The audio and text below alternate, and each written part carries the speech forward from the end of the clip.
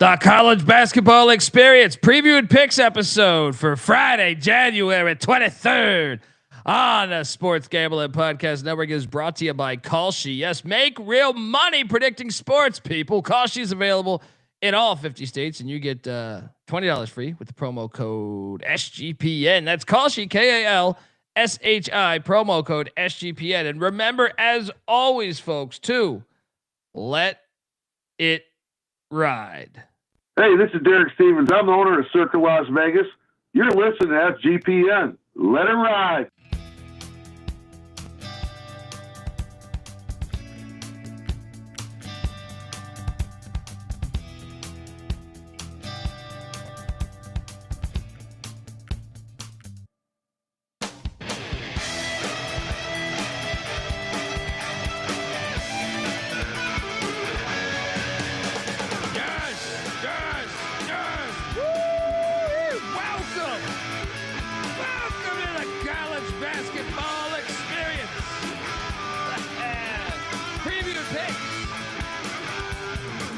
Friday, January 23rd, youtube.com/the college experience. Jump on over there, hit that like and subscribe button. If you're wondering who the hell you're listening to, my name is Colby Database Dan, aka Pick Dundee. That's not a pick, this is a pick. He was raised in the land down under, where a man thinks on his feet, speaks with his fists, and lives by his wits. When Dundee happened, he was a superstar. I'm probably drinking too much and celebrating too much and not sleeping. Would have killed a normal man, but no, that's gone. The medical advice I got from that was like being hit by lightning. Pretend it never happened and get on with your life. Good to be back, gentlemen. Good to be back. Got my ass kicked today, too. Good to get sometimes good to get your ass kicked. Just not gambling wise, right? Sports wise, if you're playing in the game, sometimes I think it's a good gut check for your team. But no, I had the day off. Thank you guys for holding it down. And then I'm sitting there even today. I was watching these games. I'm sitting there, and I need to fix my shit here. This is a big 3 days here because I was close to having a losing week, I think 2 weeks ago. And I rallied on Saturday and had a monster Saturday.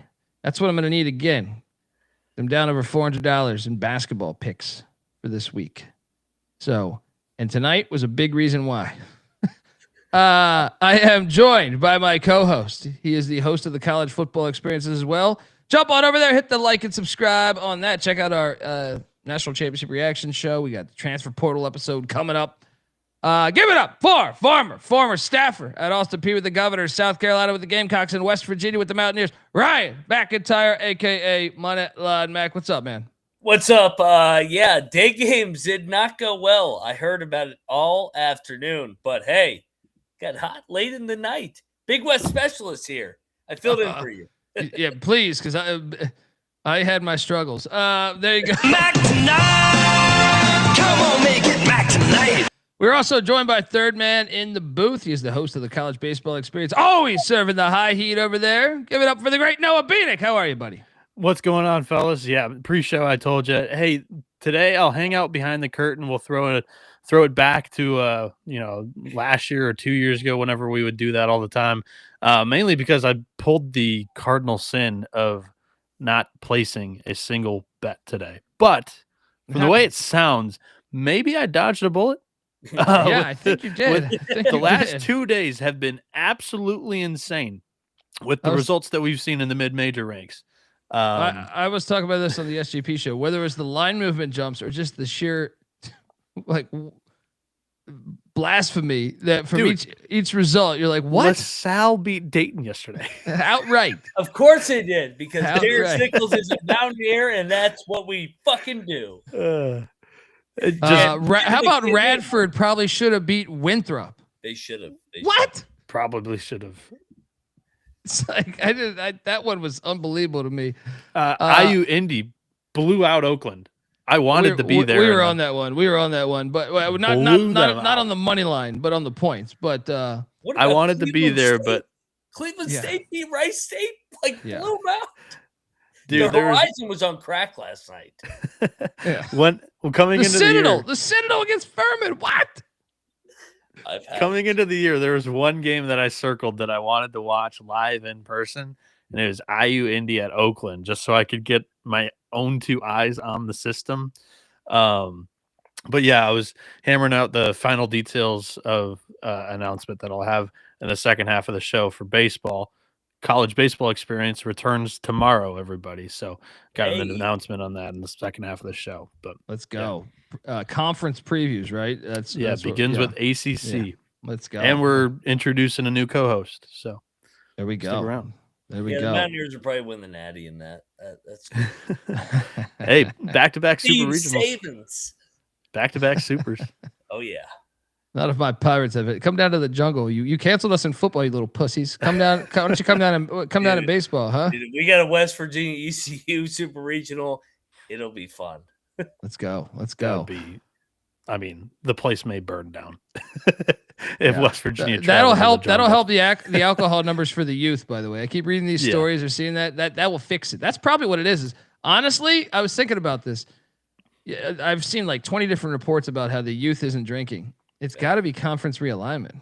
Yeah. Oh, that's what it is. It's like UCLA fans would know, whatever fan base. I'm saying UCLA fans aren't the strongest drinkers, but I'm saying, whatever fan base you're going to use here. Like now they're playing these foreign games. I'm like, well, I'm not gonna. Should I get fucked up for this? I don't know. It's Northwestern at Oregon. Let's just go do acid in the woods. You know what I mean? Where I feel like it would be, if it was Oregon and Washington State or Oregon and whatever, you'd be like, yeah, I know these bitches. Let's go. Invite those bitches over here. Right, let's have a good old time. Start doing Jaeger bombs. That's what it is. Yeah. I've pinpointed it, guys. I've pinpointed it. And from Diddy Wah, Pick Dundee, happy belated birthday. Thank you, buddy. And come on. I get some pie for my birthday. Come on. I'm married. You're a married. That's part of the contract. It's part of the contract, right? Right. Appreciate you guys. Let's jump into my misery today as whoa. Why is it on the final slide? Apparently when did that happen? Hold on. Apparently it went 30-3 today. If you click the top, the number, and then arrow and scroll, you can get to wherever you want. I got you. See, I'm a fucking moron. Shout out to everyone in the chat. Yeah, Kayla, appreciate you. I started my day off eating a hot, steaming pile of shit right here. Would you take all the dogs with me? I got like a great number on this too. I think I had 9.5 or 10, and I I lost by 14 with the Raging Cajuns. Mac, I'm assuming you went with the Raging Cajuns. I did not. I did not listen to the podcast, unfortunately. Yeah, you don't need to listen to it. Unsubscribe, motherfuckers. Live. Had a bunch of jack fucks talking about losing picks in the early afternoon window. Oh, yeah. Actually, this is a pretty good play compared to the next play. Well, I didn't play the next play. Thank God. I did play this one and I ate shit, but I lost with this. I'm 0-1. Oh, I can't. You went. I was, dude. I did see this and I hesitated on this. I didn't pull the trigger, but I go, whoa. I think I saw like 19.5 or 20 or something, and I was like, huh. And they play today, right? Because of the weather. The weather moved up. Oh, is it a back-to-back? They're at App State today. So you get a chance to go back into it, buddy. This was honestly 27 threes. I actually think this might be grounds for a coach being fired. This was like me. This was like me, losing by 100 points almost. Marshall wins by a clean 55 points as they were up. They had 60 at halftime. Unbelievable. Unfucking believable here. ULM, you got to figure some shit out. I know you guys don't have a lot of money, but come on. I'm glad I didn't bet this because this is pretty humiliating. I had a terrible night, but I didn't have a game like this. You know what? Your thoughts? That wasn't my play. That was a chick at the bar last night. I said, "Oh, Monroe's getting 18.5." She goes, "Oh, they're live on the money line." I said, "All right." Yeah, she said, "I'm from Monroe, Louisiana, darling." You're like, ULM money line. Let's go. Hey, you know I fell for it because Pitt had already lost last night, and I'm like, oh, Marshall, that's a little brother. That's a phony program. I'm with you, Rooster. By the way, I'm with Rooster. In Huntington, that's going to be the one. I think they're going to lose one before that. The home game against UMass. You're still going there, huh? Oh, yeah. In Oxford. Oh yeah. Next up, we had this game, Stetson, Lipscomb. I'm glad I didn't bet this. I won this one. Thank God. Okay. Lipscomb is one of the craziest teams in college basketball this year. They win by 5 in overtime. They were super impressive at Duke, right? They whooped Austin Peay's ass the other day, right? I mean, they destroy Gulf Coast at Gulf Coast. I know Gulf Coast has been kind of terrible in December and January, but they beat Marshall at Marshall, back to what we just talked about. But yet they have losses to like strange teams. Like Asheville got them. Asheville's terrible this year. Stetson got them the first time. So you were thinking this is a revenge spot. I didn't bet this game, but kudos to you for jumping on the Hatters with 14.5, you maniac. Your thoughts on this one? Yeah, I'm not. What's that? I'm not going to give myself that much credit. I just took blindly every dog in the snowstorm reschedule spots, and I went 1-3. So I ate shit here, but I did win Stetson, so I can tout that. Let's go. Yeah. I started the day off with a well, actually, I guess I'd already lost Louisiana. But I'm a man of integrity. I honor when I eat shit. Yeah, I think we are. Men of integrity. Shout out to 357. Have you ever bet on tennis? Is that a DGen move? Yes, it is. Bieniek has. Well, no, I Scott Rochelle, I gave you some. I bet on it. I don't even watch the shit. I just followed what he said. Yeah. Little known fact: 4-year varsity letterman on the tennis court. No shit. Yeah, I enjoy some tennis. Fucking Andre Agassi over here, right? Is it a DGen move though? It is 100% a DGen move. It was like me betting Korean baseball or the marble races during COVID. Marble races, I actually had a fucking fire night one night. I did get my ass destroyed. You like golf? I don't like golf, but I've bet golf. Yeah, I bet. I know you guys every weekend. I've always been a golf hater as a sport. I don't think it's a real sport. But I've bet it plenty of times. Betting golf in a way I enjoy because your favorite is like plus 350 or whatever. Okay. You'll get harassed by true golf degens, but that's like a 8-point dog on a random college basketball day. Like Scotty Scheffler. Yeah. Yeah. Just bet Scheffler to win. And that's an 8-point dog on a CBB slate. I think all I have to do to justify what we've bet on, just to give you guys an idea, 357. And I feel like you might have heard this story before because I feel like 357 has been rocking with us for a long time.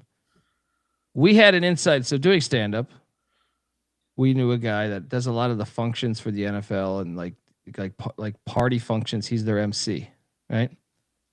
Well, he lets us know that he's doing the Puppy Bowl, right? He's like, dude, guys, Puppy Bowl is taped. I'm doing this shit like a week in advance. Maybe it was 2 weeks. I don't remember, but he's like, I'm going to let you guys know who won, Team Fluff or Team Puff or whatever the fuck. Right? No way. And he gives us an inside tip of like, dude, Fluff beat Puff. Right. So we would go over to like, we put some serious money. I had like $500 or $600 on Team Puff. I did not realize that they recorded multiple of those not only with my buddy, but also with other like MCs or, whatever their job you want to call that, refs / broadcasters. So that's not the one they ran on the Super Bowl. Yeah. So we lost a shit ton of money. That's brutal. On Team Puff. And it was like, I think we told like 4 or 5 people. So, yeah, we, that if you're betting on the Puppy Bowl, just going to go ahead and say, you probably bet on a lot of other stupid shit in life. I mean, we used to, at ECU, I told this story. We would order fucking one would order Papa John's, one would order Domino's. We would bet on who the fuck would show up first. Right? So you order at the same time. You order at the same time. Yeah, you order at the same time. You put one on speakerphone, each on the different side of the room, right? One of your buddies, and you order the same fucking pizza because you want 2 pizzas because you're going to eat the pizzas. And then you say, dude, I'm laying money down on fucking Papa John's. I'm laying money on Domino's, you know what I mean? Or whatever the fucking pizza companies are. So, I mean, we've done some dumb fucking shit. I'm probably forgetting some too. But, yeah, fuck Team Puff. All right? And that's our summary on Lipscomb Stetson. All right? Yeah, I do. I have bet on Tecmo Bowl games, but that's normally involving myself. All right, I'm on some Pete Rose shit when it comes to Tecmo Super Bowl. I've never done from a non-player point of view. Marbles all day. Next up, Florida Gulf Coast, Austin Peay. I smashed this one. As Austin Peay, I laid the 4.5. They won by 21.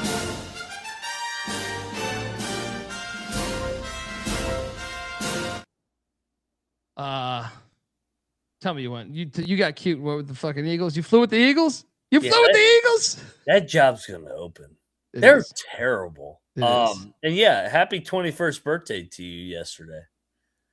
It is, yeah. 21st birthday. That's what I'm saying, man. Appreciate that. Shout out to Anthony. Happy birthday to you too, brother. Yes, we're on the same day, man. We got what? Hakeem Olajuwon, I think. Doc Gooden. I forget. There was some when I was a kid, I would actually look at my sports cards and be like, dude, I got the same birthday as Olajuwon or Doc Gooden. I was a huge Doc Gooden fan back in the day. Yeah. Mainly because he was, I knew he liked to have a good time. And I was like, hey, this guy's the man. Shout out to Nathan Cerna. Yeah, that's true. Nathan's been rocking with us for a long time. Appreciate you, Nathan. I was shoveling cat shit into a litter box, doing commercials there. Shout out to Muddy Waters. I need to get back to that, man. But yeah, Florida Gulf Coast is going to open. They should probably give Charlie Ward a car, even though I feel like he's in Tallahassee. So the best part about the Charlie Ward gig is like he's such a legend in Tallahassee. Even though he's not Florida State's coach. Bring back Leonard. Yeah. I mean, come on, they get somebody. Larinaga was at Jai Lucas told me he's at all the practices. Telling me. I don't know how Fort Myers nice. Fort Myers, I mean, they have an MTE there. Fucking I've never been to Fort Myers. ECU played North Carolina and Michigan State there. Yeah, that normally means it's not nice. If ECU's basketball is going there on a trip. Yeah, it's Florida, man. I mean, Florida, you got nice fucking bikini women everywhere. It's like, oh, hey, how are you? Dude, I've been to some shitholes in Florida, though, bro. Like, I love Florida. It's the best state. No, it's got some great stuff, but it's got some shitholes too, dude. Florida has some nice beaches, but it's also got some trash beaches. Can we tell the truth on that, chat? I'm curious your thoughts because I've seen some shady shit in Florida as well, or some just foul shit at Daytona Beach. I was gonna say what Daytona. Daytona is rough to me. Like Daytona, I think is one of the like Panhandle. Panhandle's fun. Well, here's the thing about Daytona is like I kind of dig it because it is gritty. Yeah. But if you told me like Dundee, you and your wife for a week Daytona Beach, Florida, I'd be like, I'm all right, man. But if it was like, hey, me and my buddies, Daytona, I'd be like, I'm in. You know what I mean? The Savages like Daytona. It's just got an edge to it. It's kind of filthy. It's kind of like Myrtle Beach, I would say. It's got a little Myrtle Beach to it. Yeah. Yeah, I'll be in the Panhandle in the spring. So anybody that will be there, hit me up. There you go. Oh, I love the Panhandle. Panhandle's great. You know, I've never been down to the Keys. Mike Leach invited me once, and I just assumed this is a lesson for you people out here. Going to Pensacola. I've been to Pensacola. I have been to Pensacola. Love Pensacola. It's nice. Yeah. Mike Leach invited me to his beach. He said, to Key West. It wasn't to his house, but he was like, hey, come down to Key West. We'll hang out. And I just assumed I had time on this. Here's a lesson for you in life. When you have an opportunity, I mean, I like to think I normally take advantage of those opportunities, but in that one I didn't. Because he said, you guys got to come down there. I'll show you the bars. I'll show you the cool stuff. He's a huge fan of pirates and shit. Well educated on all that shit.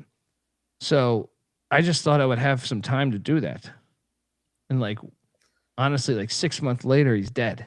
So it just goes to show, like, when you have the opportunity, you got to take advantage of that shit. Because I regret that for sure. Next up, Binghamton. Was that New Hampshire? Did not bet this game, but Nobody watched it. we got a triple overtime classic in Durham as New Hampshire wins 88-82. Your thoughts? I mean, this was the instant classic of the year that nobody watched. Fantastic game, like you said. New Hampshire wins in triple overtime. Game of the year that no one watched. Yeah, I mean, it was a triple overtime, 88-82. It's a great game. I had it on the background, and even I was like, God, these teams suck. Yeah. But it was entertaining. It was entertaining. Yeah. So Destin. That's where the I SEC love media days Destin. are. Yeah.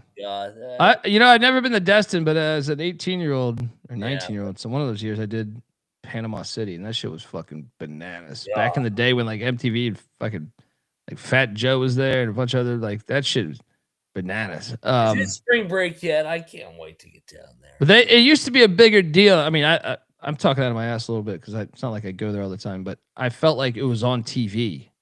Like you used to have like Singled Out and shit, and it was like live from Panama City, some shit like that, and like it was like a big deal for the people in high school / college. You'd be like, dude, we got to go there. It's probably still a shit show. What's up? Back to school is looking for the spring break.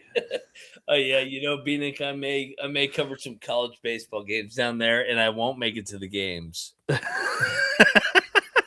Yeah. Dude. So sophomore year, speaking of college baseball, didn't make the varsity team because there were 77 kids on campus.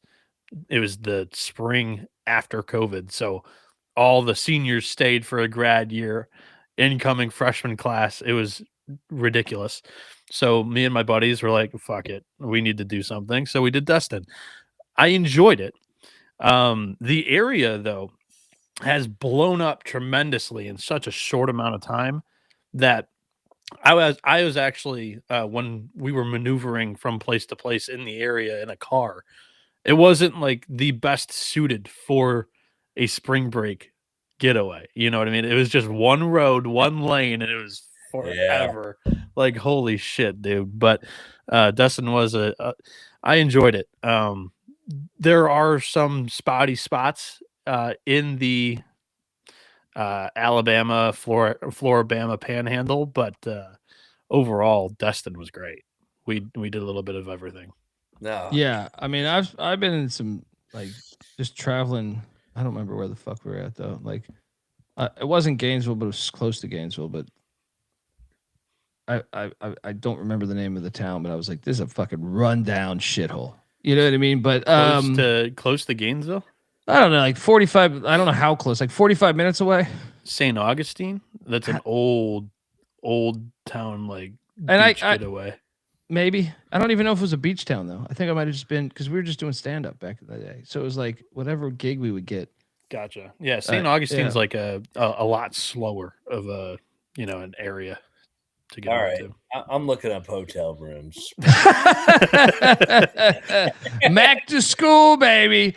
Get your T-shirts in the store. Experience. Yeah. Lake Havasu. People are talking about Lake Havasu. I have got shit-faced in Lake Havasu. I always thought it was weird they had the fucking London Bridge there. They like bought the old London Bridge when they got rid of it. Could someone make that make sense to me? So the old London Bridge, Havasu purchased. I don't get it. Like, Hilarious. No one's from London there. I don't like. Are people gonna seek that out because it's the old London Bridge? But Havasu is a complete shit show. I'm assuming it's still like that. I haven't been in fucking 10. No, I went to Havasu. I just didn't go for beach. I didn't go for the spring break or whatever. But yeah, that's a shithole. Biloxi, Mississippi. Oh no, I'm sorry. Havasu's nice. But I haven't been. I would assume it's a shit show, not a shithole, during that week. Biloxi, Mississippi, I've been, but I've never been during the week or during the. Someone's talking about Biloxi in there. Biloxi was a cool town, though. I had a great time in Biloxi. I'm going to go down to Florida, and I'm not going to return. I'll see you guys in the fall for football. There you go. There you go, man. Yeah. You guys can actually drive, or you can actually drive over the bridge. The whole beach area is British themed. But shitty food? Nice fact. Shitty food? Just a bunch of soccer? Bunch of wait, blokes is Australian, right? I feel like bloke is Australia. What's the slang? What's the British slang for after doing a podcast with Malcolm for 2.5 years, bloke is slang. Is that British? Anything and everything. It's like I love that when I hear it, fucking you bloody it's like bloke. They're John. Like in Philly, it's John is everything. Like bloke is quite used for a lot of things, but more often like as a person and sometimes derogatory. Yeah, fantastic. It is fun watching watch like a British movie or Australian movie and they have some shit like that. One of my favorite movies, what the fuck is this called again? Chopper? Anyone ever seen the movie Chopper? Australian movie? Dude, you got heard of Chopper. it. I've heard of it. Have not seen it. It birthed the career of Eric Bana, the actor Eric Bana. Like that movie is one of the best movies made this century. There's not like surprise. My take is like movies are trash these days. TV shows are much better. Chopper came out in the early 2000s, but that movie's fucking awesome. That movie's like one of my favorite movies to watch. You got to watch it, dude. You'll love it, Mac. You'll love it. I absolutely love 357. Just he's one of a kind. Never go away, bro. I love. Any of you collecting trading sports cards? I did as a kid, man. And what's cool, man, about if you guys have children, the audience, I know you two idiots don't, but you start to reconnect with all your shit that you did when you were a kid. You know what I mean? Like I showed my son was watching Scooby-Doo tonight. And I'm like, I can remember watching this fucking episode like in the 80s, right? In the early 80s. But same with like I get my nephew now like sports cards a lot. So like I'm going to these stores to get him. Anytime I know I'm going to see him, I try to stop by and get him something. But then it's like, damn. And then I hear they're back because for a while, like that shit went away. It was hard to find a store. So, but yeah, I loved it as a kid. I think it was like one of the coolest things ever as a kid. I don't know. Another thing is I moved to Los Angeles and like my mother got rid of all my shit. I wish I could go back. I have like one box that I found of old cards, but all my shit that I had as a kid, I don't know where it is. I think they just tossed it. I'm bitter. I'm bitter about this. I had the Griffey rookie card, right? Yeah. Come on. Yeah, again, like very similar to you, my dad and I, when I was real young, like we would collect cards, and that was what he did when he was young. He's got like a boatload of a collection in my closet to my left over my left shoulder here. But I do not avidly collect nowadays. Like the whole new wave of collecting cards is kind of crazy in my opinion, but yeah, like the digital cards is weird to me. Yeah, digital, but also like just it feels like it's on a whole new level. It's expensive as fuck though, I'll tell you that. Yeah. You get Switch like cards, right? You get like 8 cards these days in a pack for like $20. It's like what? You used to get like 15 for like $1.50. What is it? Graybows and Switch cards now? Like there's so many different companies for like third deals that just do the shit. I don't even know what you're talking about. Gray cards. Yeah. No, I tried to look into it the other day. It's like, God, this is confusing as hell. Well, I don't get damn brain bag. Chris goes, do I like Velma? No, never really liked Velma. I was more like, if I had to play, if I had to go to Plowtown with anyone, it was Daphne all day. Even though she was a stuck-up bitch, if I'm being honest. Cunt. You know damn well, but you're in it for the win that night. You're not in it to know her. You know what I mean? Like, but Velma now, Fred was a douchebag. Fred, let's be honest, Fred was always bad on the other side. I mean, because he had plenty of chances. The chicks loved Fred, but he was in the friend zone, right? And when you're in the friend zone, what are you doing? Scrappy was a pile of shit too. Scrappy, not a scrappy guy. He made every episode worse. I don't think he ever should. After the first episode, they should have ditched him forever. Scooby and Shaggy, obviously, when they go on their separate ways, like when they go on their own little thing away from the crew, that's when the episode's the best. So I think we nailed everything there. Fred, though, giant pussy. I think he's the worst of all of them. Even Velma, because you're like, okay, you're out here in the middle of this mystery. Yeah, he's a cuck. You know, like I could understand, like Shaggy's definitely dropped acid before, and Shaggy's like, I'll take what I can get. So Velma, if we're out on this island, this mystery island, trying to find this ghost, might as well take Velma to Plowtown, right? Last week we pulled up a video of Patty C. This week it's maybe the stick of gum video has to resurface, Colby. Oh, there we go. Yeah. Definitely a squirter. Yeah, Velma did go both ways. You know damn well. I've seen Velma at in real life at the at a coffee shop in Echo Park, California, or Silver Lake, California, about 100 times. Clark. Yeah, like, she has had a scissor kick. Yeah, they normally hate my stand up because sometimes you're doing stand up at those places, and they just they can't stand my stand up. But yeah. Definitely both ways. I know the type. I know the type for sure. But like I said, Fred could have been slaying that, but he wasn't. He was in the friend zone, just sitting there driving that van around, right? Driving that mystery machine around, right? Scooby and Shaggy, by far the best. By far the best. Next up, Vermont. Lol. I did cash here. I started out all right. Then I just went absolute shit. Vermont wins by 9. Don't tell me you took Lowell. Don't tell me you took Lowell. No, I took Vermont. Yeah. Okay, good. Double I lock. took Vermont. I should have bet it. I didn't bet it though. No. You didn't bet it? No, I pushed it.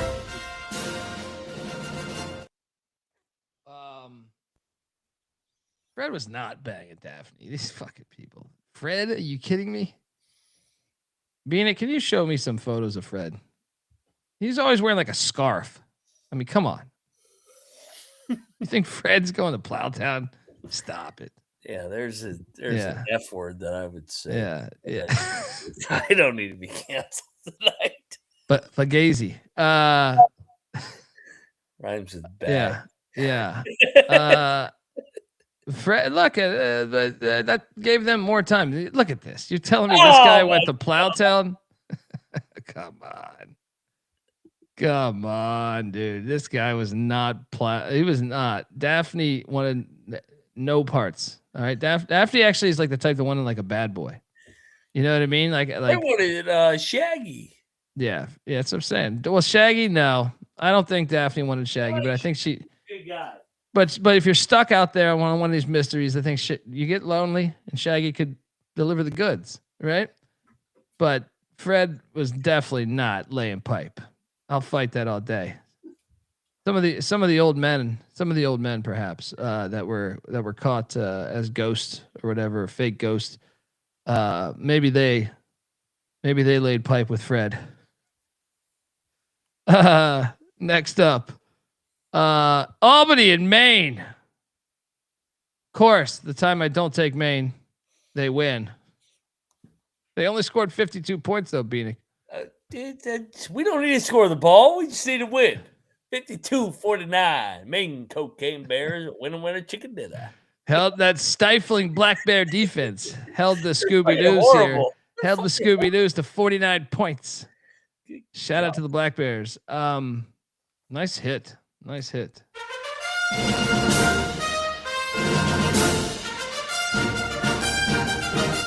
Yeah, I feel I'm gonna say minus 10,000. Fred never got any pussy from the crew.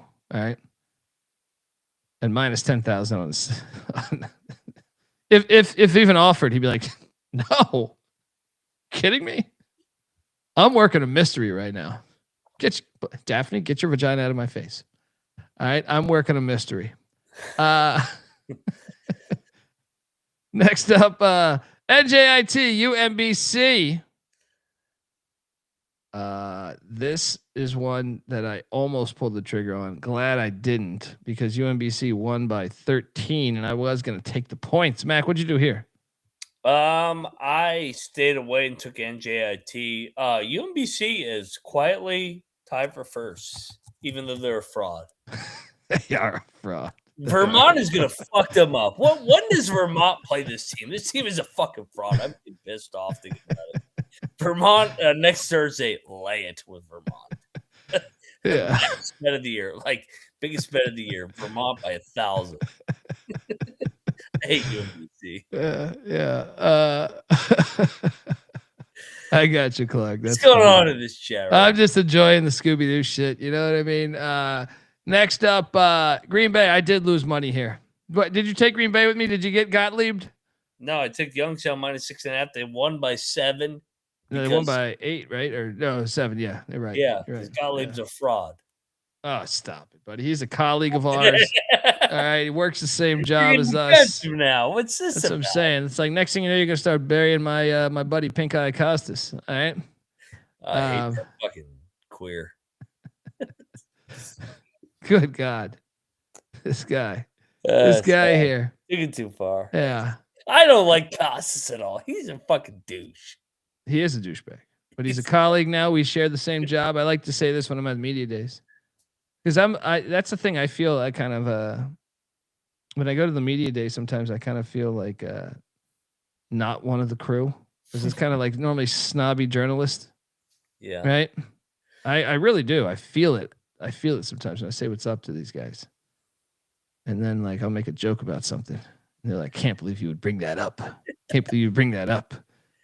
But you know, Costa's one of those. I like to think they're my colleagues, but they're definitely not. They're definitely not. Shout out to Youngstown. Lock battle win for McIntosh here. Happy belated, Colby. You Scooby porn addict. My son, White Tigers. Nice. I've been breaking him in on all that shit because I don't know the current cartoons. It's my first child. I got to get hip to that. If you guys can give me any advice in the chat, I'd appreciate it, because I'm showing him just the classics. He's gonna be like fucking. He's gonna be all weird when he gets to school. He's watching what's it called? Garfield and fucking. Sorry for my vocabulary. Morgantown vocabulary is a little different than regular world. Well, you know, I mean, look, it's a free country. It's a free country. At least I thought it was. But you know, you can think what any way you want. That's what's supposed to be the beauty about America is that you're supposed to be able to think however you fucking like, you know. But yeah. Transformers, Tom and Jerry. I showed him Tom and Jerry. I showed him Bugs Bunny and shit. But is there new Tom and Jerry, Damani, or is this like? Do I need to like? Because I showed him like one from like 1975 or some shit. I don't remember. Maybe it was 1980. But yeah, that's our analysis on Green Bay, Youngstown, bad pick, and I also lost right here. And these bums had many chances. Fun game. Many chances right here. Monmouth loses by 2 to Hampton. Dude, these bums if they could just make free throws. Yeah. If they could just make free throws. Shout out to Hampton though, man. I like their team. National Watching that game. I like their team. They got some guys. Ivan Thomas is doing, dude, he's a good coach. He's an Ed Cooley guy, TC Williams in the DMV. I like Ivan Thomas. So good one for Hampton here over Monmouth. Yeah. Yeah. Ate shit. They're also ate shit right here. as I cashed right here. Sorry, it's not following the same guidelines here. Wagon. I cashed on Central Arkansas. Let's go.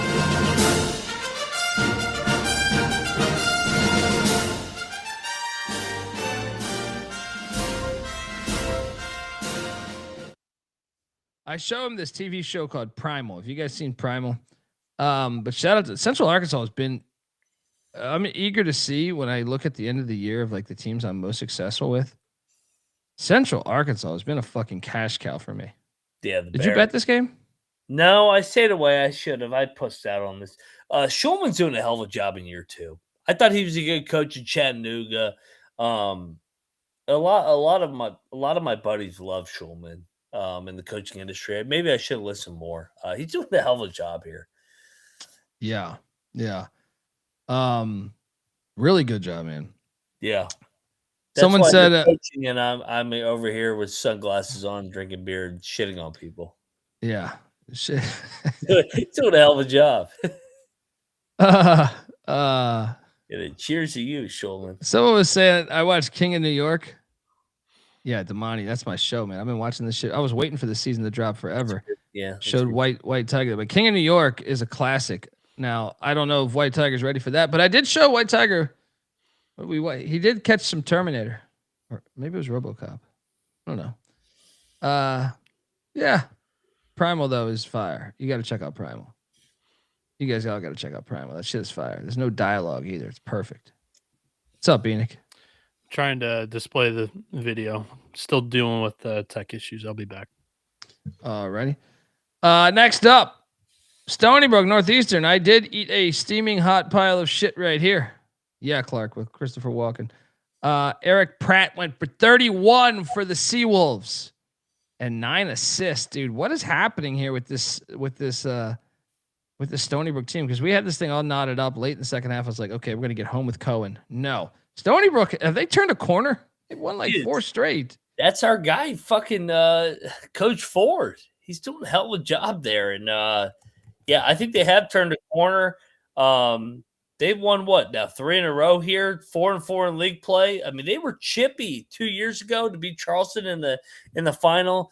Northeastern's not very good. As much as I hate. I know the human being and fish can coexist peacefully. I believe Northeastern has one of their best players that's out. I think he might be out for the season. But yeah, that's what me and Nick, when we went to the Campbell game, that was our assessment, was they lacked, their bigs were incredibly soft. Yeah. And even their offensive scorers, kind of like three-point guys, you know what I mean? Like kind of like someone's got to find them open. They can't create their own shot often. So yeah. They're unathletic is what you're trying to say. What do we got here? There. What do we got here? Unopened. Yeah. Wow. 357. He opened the pack and this is from years ago. That's from 1985 or something. Willis What in is the that? What year? YouTube chat asked if there was gum in his baseball card pack. It is broken up. It did not make it together. How do you think this holds up? Should I do this? No. Willis hits on -300 for you eating gum too. It's like powder. It's like powder. It's not Chat's that bad. loving That's this, bad. you know. That's bad. That was Right. a strange. If I get cancer, I think I know where that comes from. But that was eating 40-year-old gum. It was straight weird. It didn't form as gum. The best way is like powdered milk. Like if you were to take a scoop of powdered milk, that's the way it felt as I was chewing that up. So yeah, those are the old school days, man. Shout out to that. I think that was like 1987 tops. I could be give or take a year. Yeah, that's a TCE classic. That clip. That was all like ad lib. That was all because someone brought that up in the chat, and I was like, I've had this deck of cards, this pack of cards sitting here on my desk for like fucking years. But yeah, guys, Stony Brook might be a. I've been impressed over this 4-game stretch when I've watched them. I watched this game today. They could be a dangerous team in this conference. I mean, Gino Ford's fired up, man.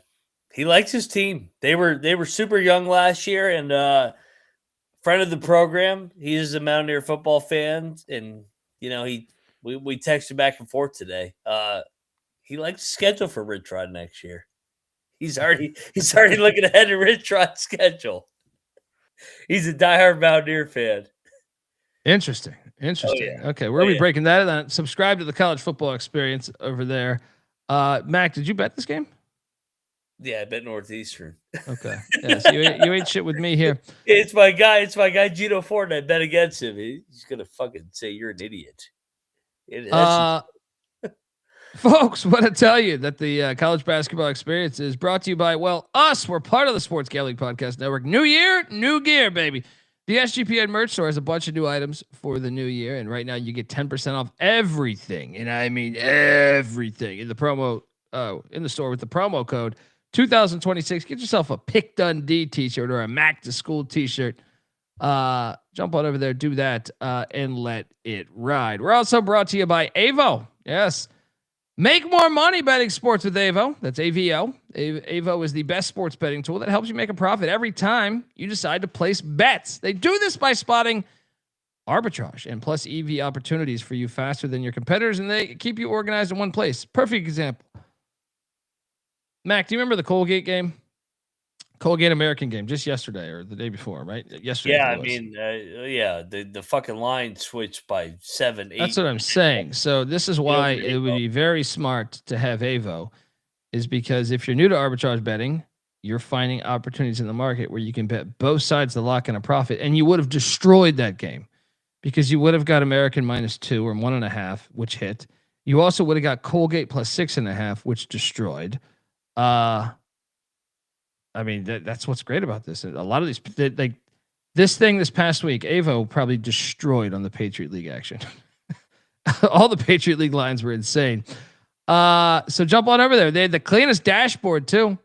It's super easy to understand and use, but they also teach you how to use it with the step-by-step video guides. In case you're having any problems, just sign up, pick the sportsbook you use, and let Avo tell you how much to bet to guarantee a profit. Still unsure?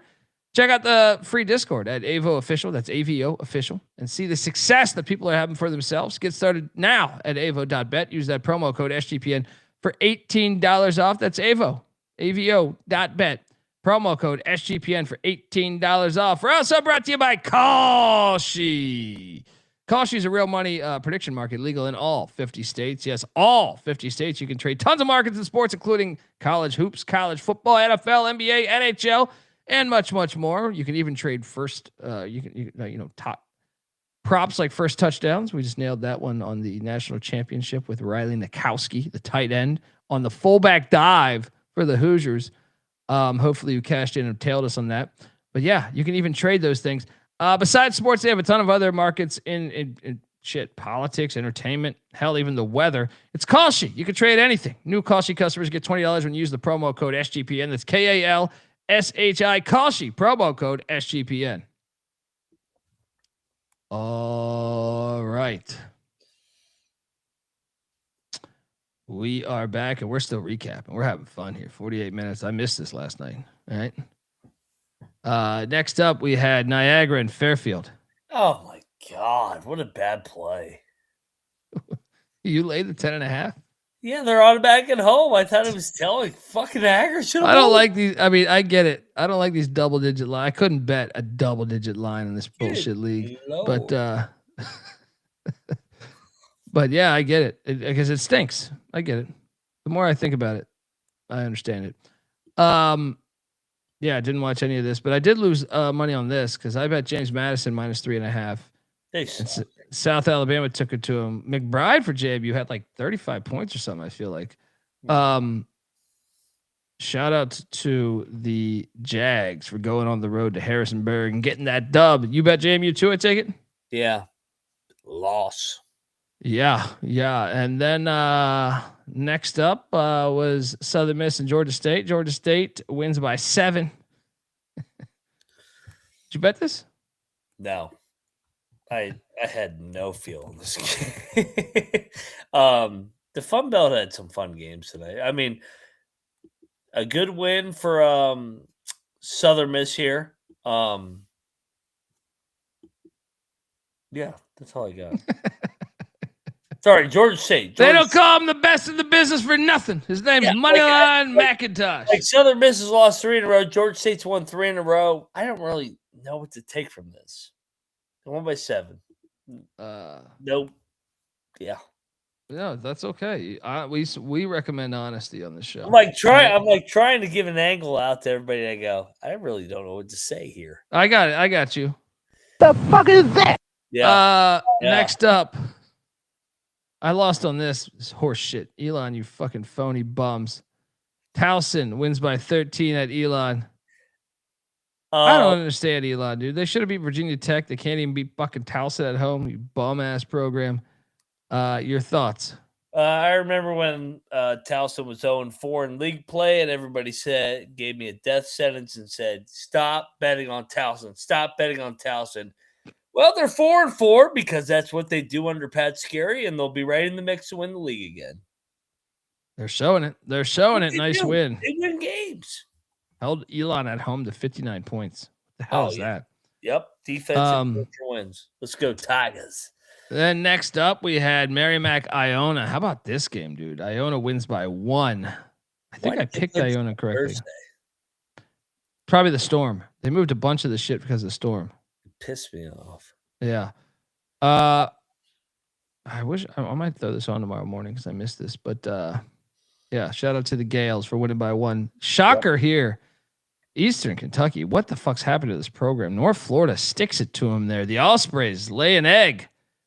A golden egg as they win outright. What the hell is this, Mac? A stunner. Like you said, Eastern Kentucky, proud program, got their ass whipped. They're trash this year, dude. Yeah, and they're trash, dude. They normally keep a decent program. They normally have I would describe EKU as they have better athletes than almost everyone in that conference. Even if they don't win that conference, I always feel like they got a couple guys that I'm like, who the fuck is that? And AW always gets them to play hard. They don't play hard. They're terrible this year. This is their worst team in a while. Yeah. Shout out to the Ospreys. Then, how about Bob and Mo sticking it to Milwaukee by 12 in Moon Township? Did you bet this? Discipline. I wanted to bet Milwaukee, but I stayed off.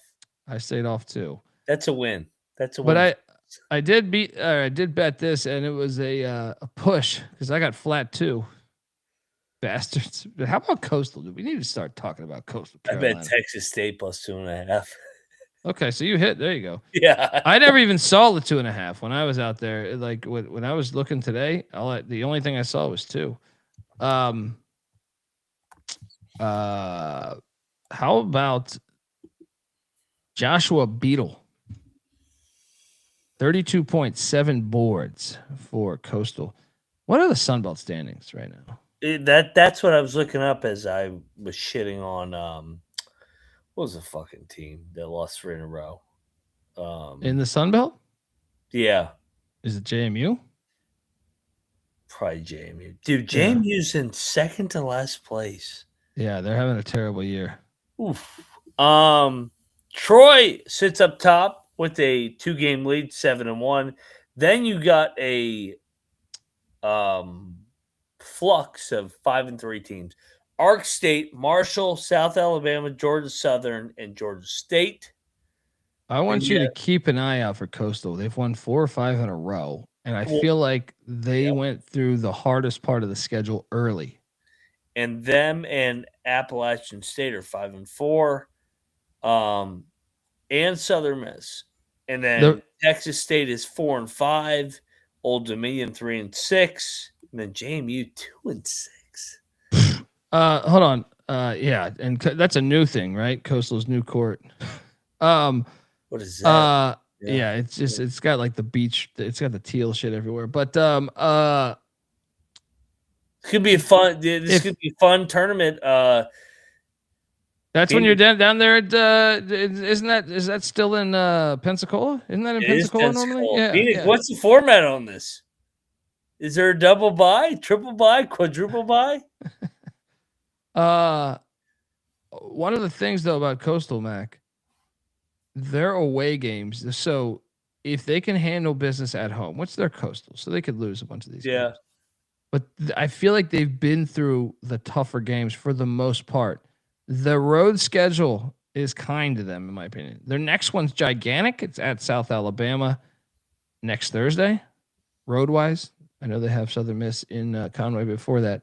But then at ULM, they also get at Louisiana, at Georgia State, and then at JMU to end the season. That's a nice – they've already won at Marshall, Mac, and at Georgia Southern. Those are like two of the teams that I think can be at the top there. He's a good coach, man. Gray, he's a good coach. He did a good job at Western Carolina coming over there and at the beach. I like him. I think he's doing a good job. He's a former Wake Forest guard. I might have to get down there for a game. I know no one goes to their fucking game, but I feel like if they're winning, they haven't been good at basketball in so long. Football and baseball have great crowds. So I feel like maybe the winning will bring the culture. Shout out to the shots. Shout out to Mac for getting 2.5, staying sharp and cashing there. Canisius, I cashed right here. I took the 9.5 in Canisius. Tell me you went fucking Sacred Heart, didn't you? No bet though. Oh, I went in on Canisius. That's 9.5 in this bullshit league. Give me the Golden Grips. Lost by 3.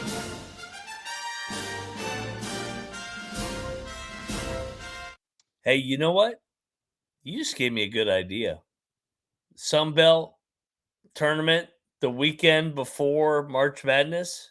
Oh, you're gonna go from that's your liver. You're going from Morgantown to Pensacola or to like knowing you'd be staying in Panama City, and then Vegas.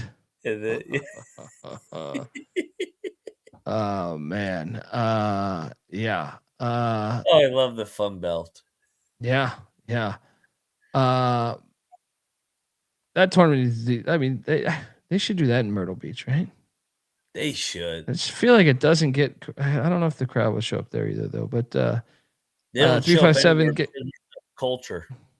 Yeah, giving us $2 again. Thoughts about Anthony Bennett being a bust? That was like 10 years ago. 357. Kind of saw it coming. I thought. Yeah. No, I didn't think he'd be out. I just assumed he would be able to stay in the league a little bit longer because he was out of the league pretty fast, right? I feel like after 4 years, maybe. Yeah. So I looked it up. It is at Pensacola, and they are rocking with that, multiple buy ladder bracket for the Sun Belt. I'm going to send Rocco Miller a nice message here and say, "Are you going down there for this event?" Oh yeah, let's go. I'm sure he is. Rocco's a big Fun Belt guy. Oh yeah. He lives in Oakland, man. So he'll make the haul. He goes to a lot of those games. So. Oh yeah, he done earlier this year. I feel like he does Vegas more often, but I remember him doing Pensacola one of the years. Mm-hmm.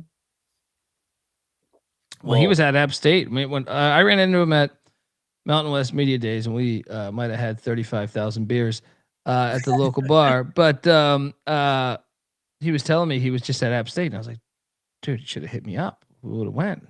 He didn't know. He thought it was still in LA. So it was like, okay. But shout out to the great Rocco Miller. But yeah, Canisius was a smash play here. They almost won this game outright, Mac. Coach Christian's doing a good job. They're getting better. They were horrible. Now they're getting better. Now, how about Arkansas State just blowing out Southern? I actually picked Southern. I didn't bet this game. What's that? They stuck at the Charlie Henry and company here. That was an impressive win, dude. That was like I did not think that was going to happen. I almost bet Southern. I was considering betting Southern. Yeah. Then we had this. I cashed on this one as Charleston laying 3.5. Barely got by as they won by 4 against Campbell. What did you bet this game? Yeah, actually, I had Campbell plus 4.5, so I guess I won.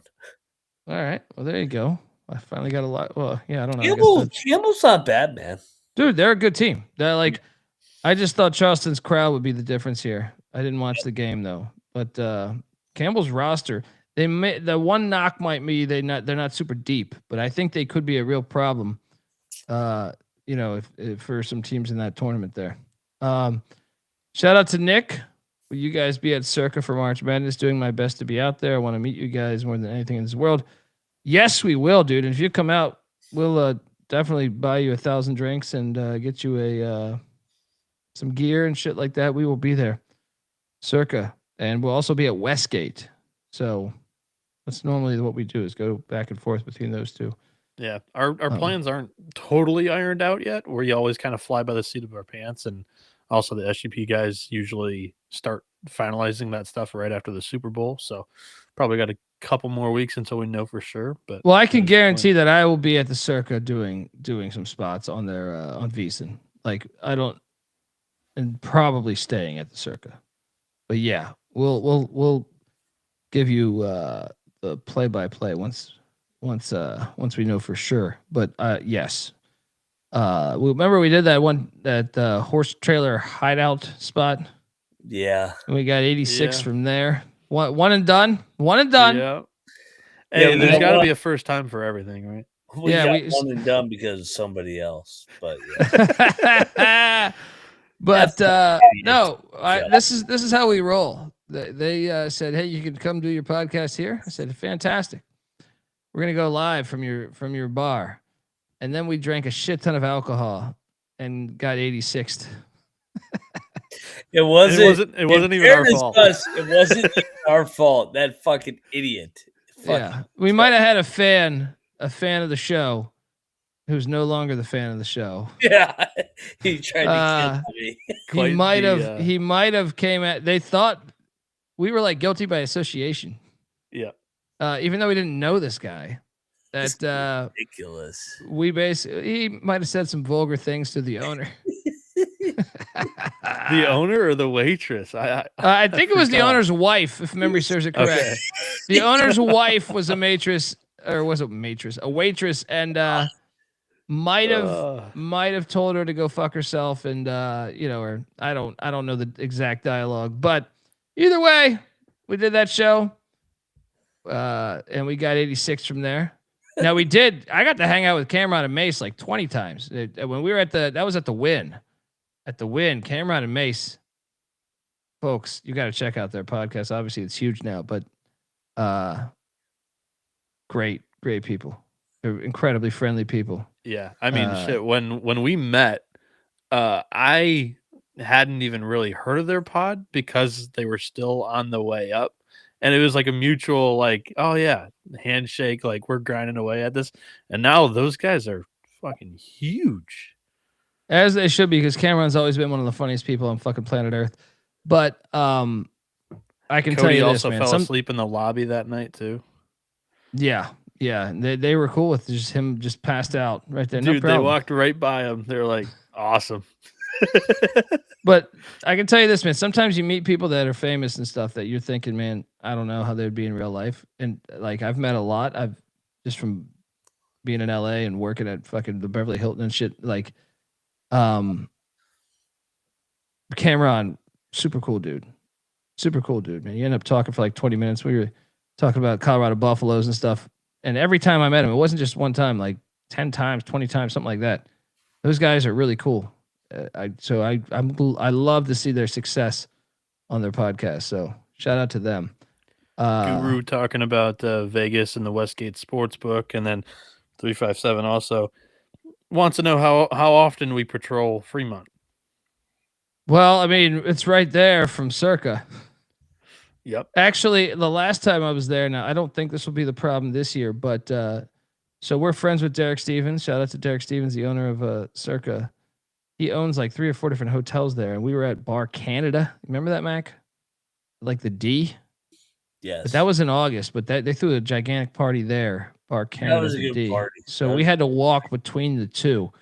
I think I'm so drunk from that. Yeah. That was a great party. I mean, that's people. That's like Venice Beach. You know what I mean? Like you get, or Hollywood Boulevard. I've seen some crazy shit there too. You felt like you were getting a secondhand high off that walk. You're like, oh my God. Dude, when I first moved to LA, I lived like a block. Like if you're familiar with Hollywood, like I lived right behind like the Jimmy Kimmel show, right behind the Roosevelt Hotel. unbelievable. Like the people watching is amazing, but it's also terrible to live there. Like I'd much rather live at the beach. But I moved there, and I'm like, the first day I go to a this bar like right next to our house, but it's turned into a bunch of other bars since then. But it was called Acapulco back then. And I go in, just go up to the bar, sit there, order a beer and a shot, hanging out, just me by myself. I don't know anybody in LA, and fucking RoboCop comes and sits next to me, takes off his helmet, and orders a beer. You know, because the Hollywood Strip's right there, so you get like the fucking guy dressed as Spider-Man. This dude was dressed as RoboCop. Comes, takes off his helmet. So like when he's walking in, it's like doo doo doo, right? And they're like, I was like, this place is gonna be fucking weird. You know what I mean? Like, dude, how much money can you really be making here, dude? Probably more than I was at the time, but I mean, it takes all kinds. But that's the same difference. Fremont Street, same fucking thing. I feel like you get like chicks with like whips and chains and shit, and you get like just fucking weirdos. Crazy. And then you get like fucking break dancers and stuff. So you just craziness. Yeah. It's good. It's a good people watching area. Next up, we have Wilmington, William and Mary. Did you bet this game? I did not. I bet Bill and Mary, and how about it? That's a big win, man. That's a gigantic win. Yeah, that's a big win in old Williamsburg, and Wilmington finally takes a loss in the CAA. And with Charleston winning, they are one game back. What's up? Wine was telling. Oh yeah, it was. Yeah. I probably should have bet it. Instead, I bet the Jacksonville Dolphins at home, where they get drilled by Bellarmine by 7. What the fuck is this? How did he lose with Bellarmine? What? Davenport and Company. How about Bellarmine? Yeah. Unbelievable. Rob, I stayed at the Roosevelt when I came out to LA to record all of our football shows this past year. I stayed at the Roosevelt. You want to talk about a great pool scene. I still think that's one of the best. If you're looking for scattered ass, if you're a young buck looking for scattered ass, go to the pool at the Roosevelt. Thank Uncle Pick Dundee later. All right. Hit that shit on a Saturday or Sunday. You're welcome. All right. I'm seeing. Hello, hot tub. Oh, dude. I actually would be willing to say, like, if you go at the right time, like of year, because in December or something, it'd probably be shitty. But you go in the summer, I don't know many places where you could find better scattered ass. Like, as far as like the looks of everyone's like a 9 or 10. Like, it's just like, good God. Next up, you have I can't believe Jacksonville lost that game. Marist and Siena. I did cash here because I took Siena. Did you take Siena? I took Siena. I think it's called Teddy's. Oh no, that's the place upstairs after Ted Demi. But Siena here cashed the Battle of I-87. Shout out to Dilly Daggers giving us $5. Y'all need y'all locked in with this snowstorm. Cheers to Huggins. Cheers to the Pirates. Cheers to y'all. Being an ETA on baseball previews at less than 24 hours. Yeah, ACC baseball preview tomorrow, and then announcement on other baseball preseason content on this show later on today. Yeah. Dundee is right about the Roosevelt. I'm telling you. Oh man, dude, I years ago I threw my best stuff at a few. What it worked, but it also didn't work. One, I thought I was making progress. I was batting like 15%. I'll be honest, but hey, I was hitting on some, dude. Hey, 15%'s an MLB player nowadays. It's all about your on base percentage. Yeah, I was about to say, dude. I lived right behind that shit too. So one of these days, I think we have it on the SGPN. What's that called again? The secret area where the fucking not Slack, but what's the other thing that's like Slack? Discord. Yeah. We That's one of the best stories ever of myself. It's one of my favorite stories of all time. So if you're swift to that, I have a great story at the Roosevelt where accidentally everyone thought I was Casey Affleck, and it was a very fucking hilarious time. It only got worse as the night went on. Like because I like leaned into it, not knowing, like, and it just got more ridiculous as the night went on. It's one of the funniest nights I can ever recall in my life. Like my buddy owns a bar in Vegas now that I was with that night, and we probably chat. He hit me up for my birthday, and we still can't believe that night. So you got to go check that fucking shit out if you can on the Discord. Next up, Quinnipiac. I cashed on this one against Mount St. Mary's. Holy shit. The Aqueduct by 15.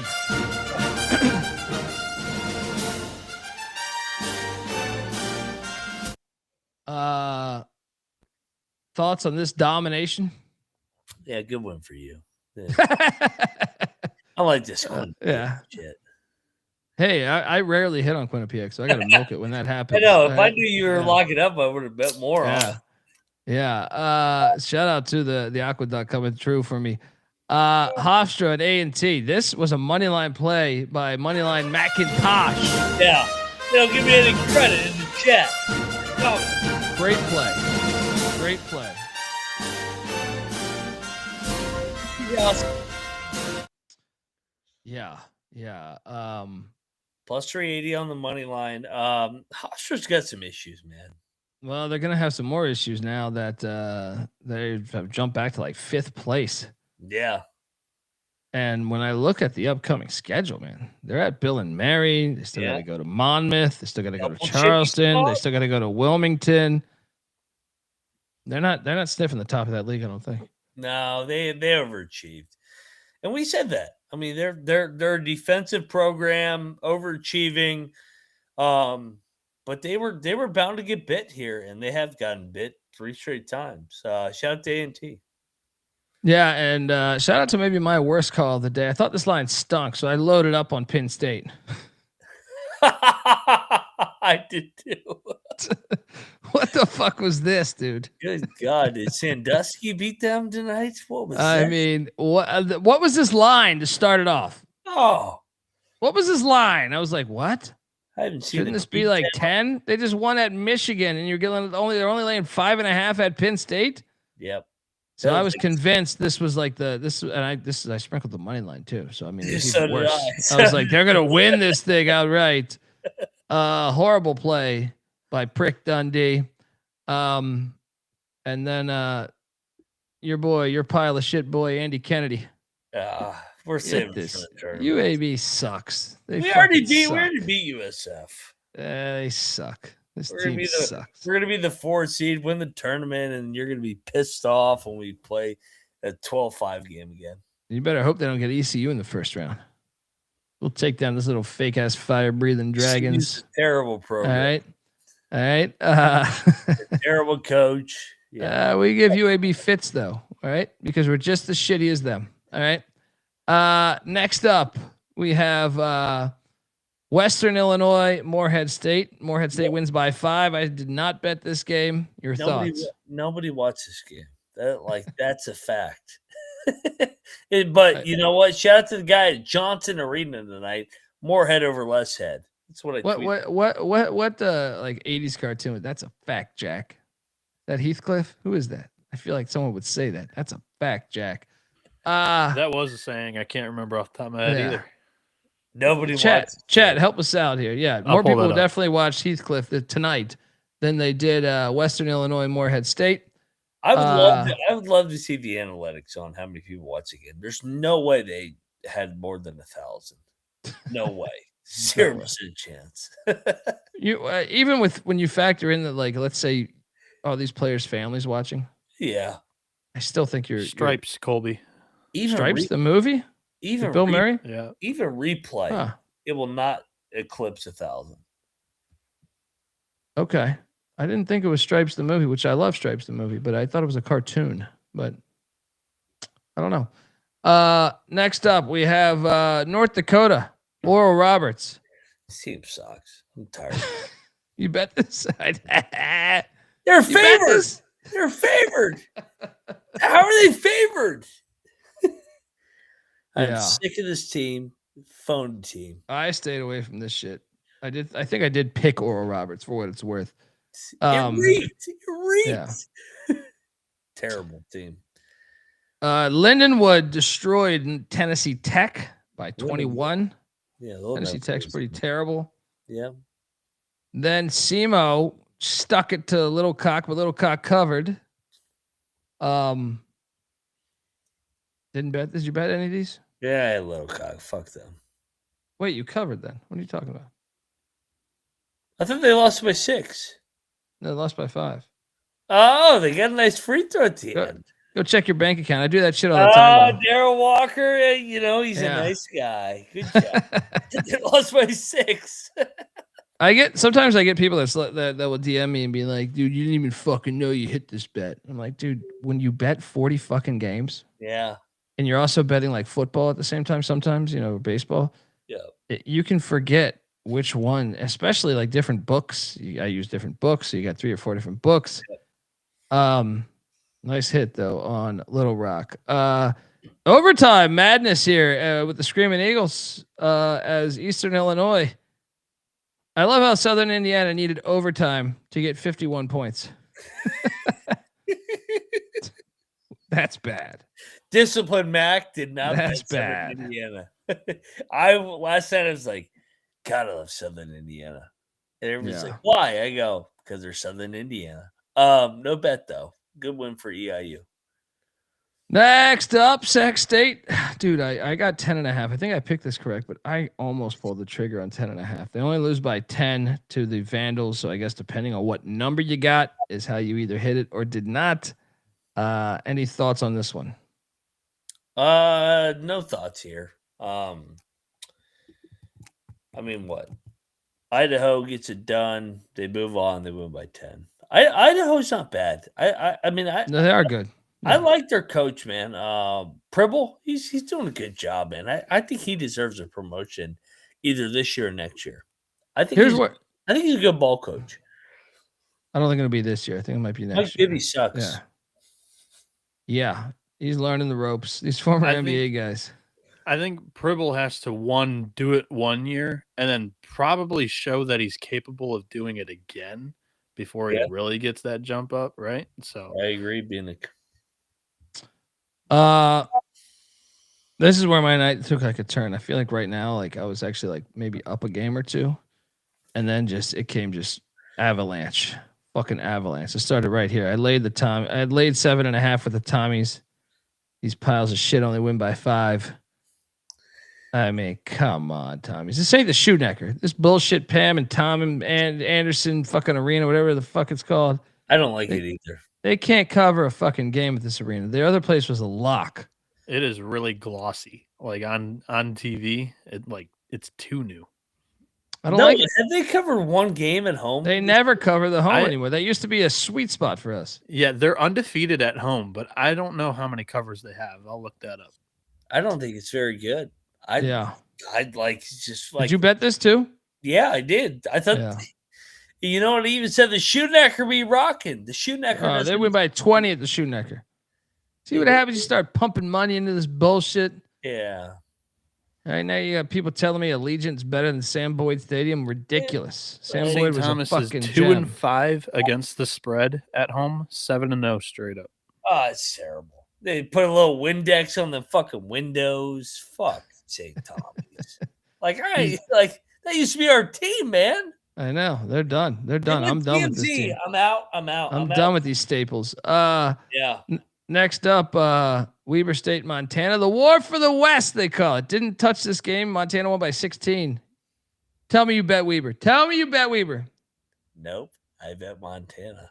Ooh, there you go. Discipline MAAC. On the pregame show, too, I said, I think Weber's going to get killed tonight. Shout out to... And a good day to all you. Yeah, shout out to the Grizz.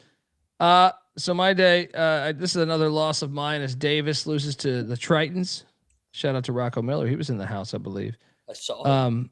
80-74. Tritons take down Davis. 3577 says you can't see Bieniek. We did that on purpose. We had a meeting.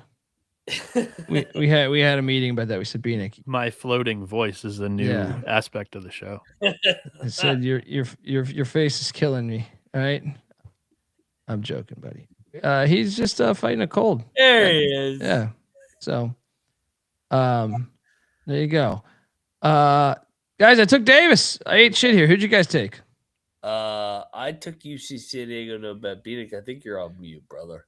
Yeah, I didn't realize that, but yeah, I would have taken UC San Diego. However, I said at the top of the show, I was punishing myself tonight because I pulled the cardinal sin of not betting a single game today. I woke up, games are already going, and I was like, "What the fuck? I forgot about that." And then, yeah, but yeah, I mean, and it's a new feature that we can use. So a floating voice, right? How do you do that? Floating voice. How do He's you do God. that? Bieniek is God. Shout out to Sammy316. I will not allow such blasphemy. Allegiant is an awful place and should never be allowed to host a college game ever. 1000%. I miss Sam Boyd so much. Unfortunately, there's a high chance that me and Mac are going to be at that Memphis UNLV game week 0. Oh, it's going to be terrible. Unfortunately, just because it's week 0, but I don't know. There's like 52 FCS games. So I was like, God damn, we should go to an FCS game. I'm hoping I don't know what's going to happen there, but who we get near us? The T-Birds? The T-Birds and Dixie who are right there. Yeah. About an hour and a half, 2 hours maybe. I'll tell you what, if Dixie State plays, we're going to show up with Dixie State gear. The old Dixie State gear. Oh yeah. Let's go. Let's go. I hear they still sell it on the black market. I bet you they sell it right on the market there. Oh yeah. I mean, come on. I guarantee you someone's got a knockoff shirt thing right outside of there. Portland State need dubbed in battle. Portland State. I picked this correctly. Just didn't bet this. I was betting all the wrong shit. Max, you touch this game? I bet I'll need dub. Ooh. Portland's playing good ball, man. Yeah. What are the standings here in this league? I love the big. I love the Big Sky. I mean, Big Sky is one that's near and dear to my heart. Portland State's on top of it right now with a half game lead over Montana State, and then Montana, and then Idaho. Damn, this thing is close at the top. Like your top 5 schools are within like a 3-game fucking stretch here of everything. The best team is 1-6. Yeah. Northern Colorado is the best team. How are they? They're gonna be ruining some seeds. I'll tell you that. I can't wait for that 10-1 conference tournament price though. Yeah. Oh yeah. What the fuck? They've lost every game by like 1 point. Did I skip over a game that I lost money on? I feel like I did. Who? New Mexico State. Did we miss that slide? Yeah, they fucking lost. Missouri State. Oh no. It's coming down the pipeline. All right. I did lose money here. What in the fuck? Dude, I think Santa Barbara's turned the corner. I watched this whole game. 40-point win. They got talent. Dude, I got 10.5 in Cal Poly. And I was like, this is taking candy from a baby. Yeah. No, sir. 40-point win. My worst loss. This is worse than my Penn State, Wisconsin play. Dude, I'm starting to believe Santa Barbara turned that corner, though. I think we should watch them moving forward. They've won 3 or 4 in a row. I agree. They have the roster. They've won 4 in a row now. Yeah, they put it on Hawaii, who looks incredible. We'll talk about them in a minute. Yep. Did you have? 40-point win. Did you think? I didn't even think it was possible. I thought Cal Poly. I honestly thought Cal Poly was live on the money line. Good. Okay. Yeah, I thought Barber win by what? 16. Come on. 40. Did you bet Barber? No. Should have. Cal Poly's not terrible. Cal Poly's just inconsistent. I would push back some. I know they're 7-13, but they're inconsistent. This is a team that has moments. They beat Seattle earlier this year. You know what I mean? Like they beat Utah at Utah in the mighty Big 12. Plus, with their style of play, they run at the 3rd fastest tempo in the country. And tonight, when you shoot as poor they did from 3, 26%, you're wasting a lot of possessions. You're creating a ton of possessions for the other team. And if you can't defend, I mean, Barbara shot like 60% today. Like, you're going to get blown out. That's the negative about like the less talented mid-majors that will run. There's a lot of variance and volatility to those teams. I'm just going to say this, though. They have wins against 2 of the top 4 teams in the conference. So, I mean, like, they're just a strange team. I don't know how to put it. They're not good by any means, but they're not terrible. Then we had this game right here as North Dakota State took on the Pios of Denver. NDSU wins by 5. I actually took the Pios in the points. Didn't bet this, but Mac, did you? Yeah, I bet the Pios. Fuckers lost by the hook. That'll get you. Then we had Idaho State and Montana State as the Bobcats stuck at the Idaho State. What the hell is this? Good. Yeah, They're good. They might be the best team in that conference, I think. I'm sure they're rolling.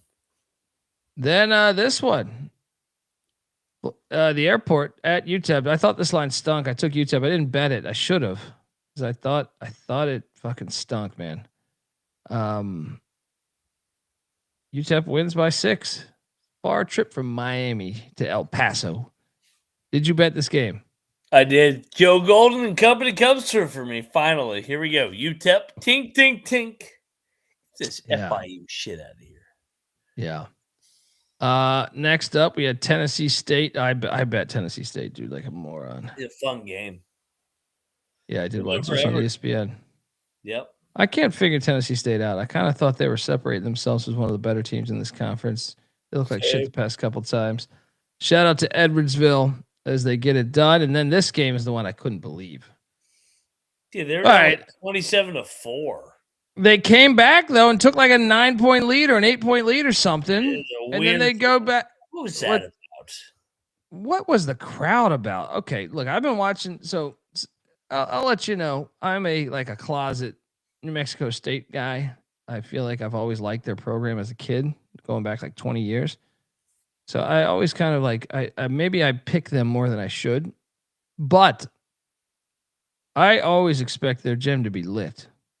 And it's not. There was like 10 people there today. What the fuck's going on in fucking Las Cruces? It was worse in Middle Tennessee. Terrible. Terrible. Weird game, though, because Missouri State was up by like 20 early. Yep. New Mexico State battles all the way back, takes, I don't know, like at least a 5-point lead, 6-point lead. And then Missouri State beats them by double digits or right around double digits. Just weird. Just weird. Terrible loss. Super mad at that one. I would not have made that bet, I don't think, if you had told me that 10 people were going to be at the game. So I thought that's their edge. But yeah. They've always been good at home. Yeah. Then we had this matchup here. As Fullerton. I picked this correct. They just didn't bet it. Fullerton drilled Long Beach. Didn't watch this though. Did you get eyes on this? No, they drilled them right from the get-go. No bet. Or actually, I bet Fullerton, so I won. But yeah, not much analysis. Then we had Irvine and Riverside. Irvine wins by 14. I did get horrible. Dude, I got 10.5 in Riverside and I went in. Yeah, they're terrible. I got my ass kicked on this late night slate, dude. And then the final game on the slate, man. I had the discipline to stay away, thank God. Rainbow Warriors.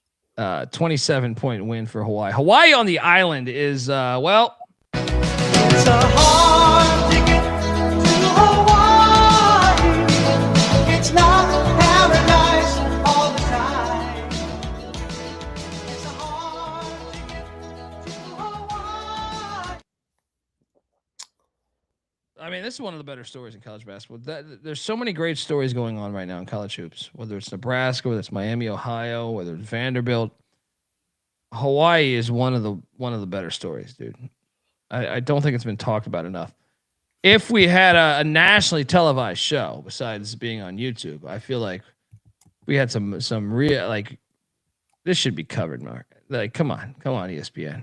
Talk about these Rainbow Warriors. Like, they haven't been this good since fucking Tony Maroney. Right? I mean, shit. They just started talking about Miami of Ohio like I know 2 days ago. Dude, on our airwaves, Hawaii was Capper's favorite mid-major team in the preseason. Favorite. He said this was his dark horse. Dude, their crowds outside are of lit San now. Diego State to get to Timmy like the second weekend. They got Timmy Chang and shit showing up, man. These crowds are lit. I love what they're doing, man. Hawaii's the most likable program in America. Yeah. All right, whether football, basketball, baseball, I don't give a shit.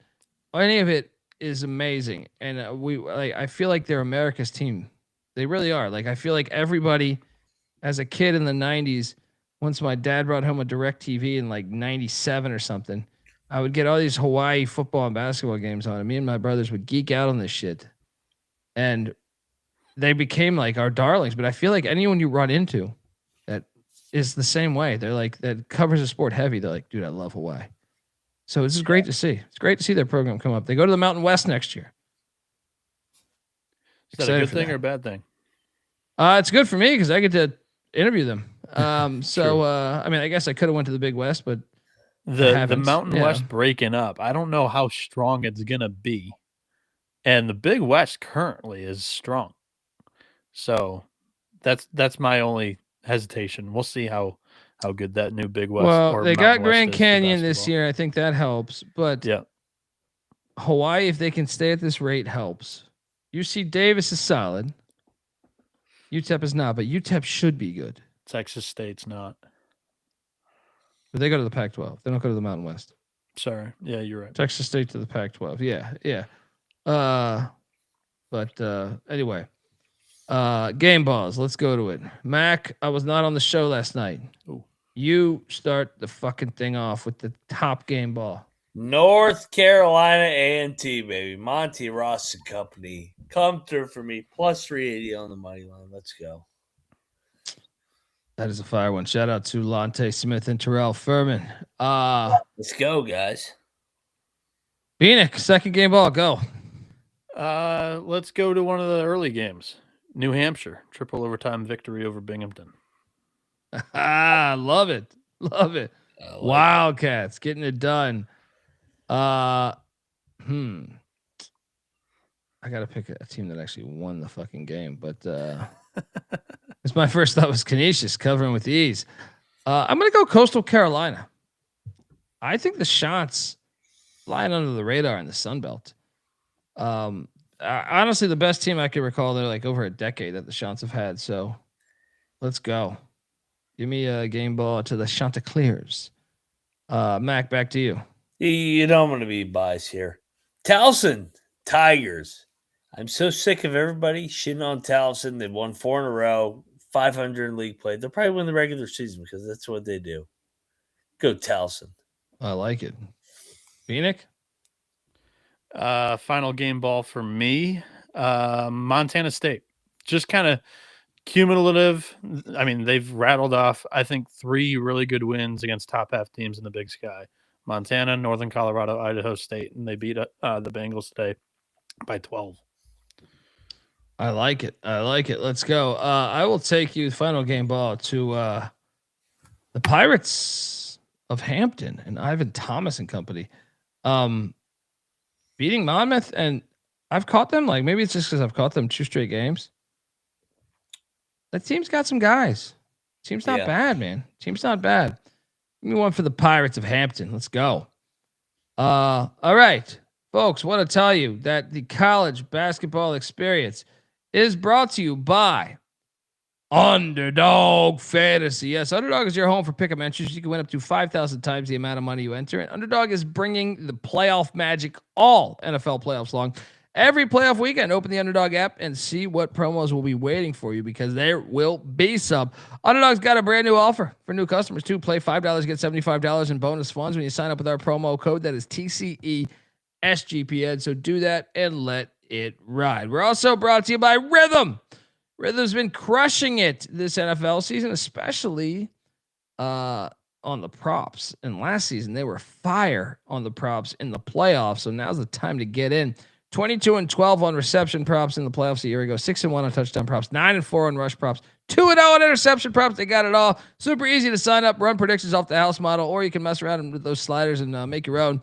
So jump on over there. Looking to go premium? Use the promo code SGPN25 when you download the Rhythm app for 25% off your first month. That's RITHMM. Download Rhythm. Use that promo code SGPN25. All right, we are back and ready to attack. The slate tomorrow. Well, so a shit ton of games have moved up. We should talk about this before we go into this, Bieniek. Saturday is a bunch of these games too. I actually think this might be harder to handicap than we think, especially for the teams that are not playing on campus. Yeah, right. The crowds may be limited in the afternoon. Yeah, teams that don't play on campus for some of their games, like UConn, like St. John's, like Georgetown, like UNC Greensboro, like there's a select amount of teams that do not have their stadium on campus, or at times don't have their stadium on campus, depending on their schedule. That could play a factor, but also, like, how many people are traveling? I know students are back in session, but like, that could be a factor in some of these things. Like, how lit will these environments be, especially when you're quickly moving the times up? Yeah. I'm sure classes are going to be canceled in a lot of these, but it's just food for thought as we have a storm pretty much hitting the whole United States, it seems like, except the the West. I saw they were calling for snow in like Austin, Texas, Lubbock, Starkville, Mississippi, North Carolina, all the way up to the Northeast. But yeah, can you zoom into that, Bieniek? Is that Rocco's sex? YouTube.com/the college experience. Jump on over there. Look at all the shit that we got going here. All these games postponed.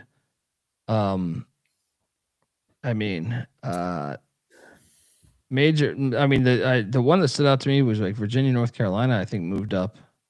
That he's only giving you the Thursday and Friday, but a lot on Saturday have been announced too. Yeah, the ACC moved their whole fucking all their shit up, man. Yeah.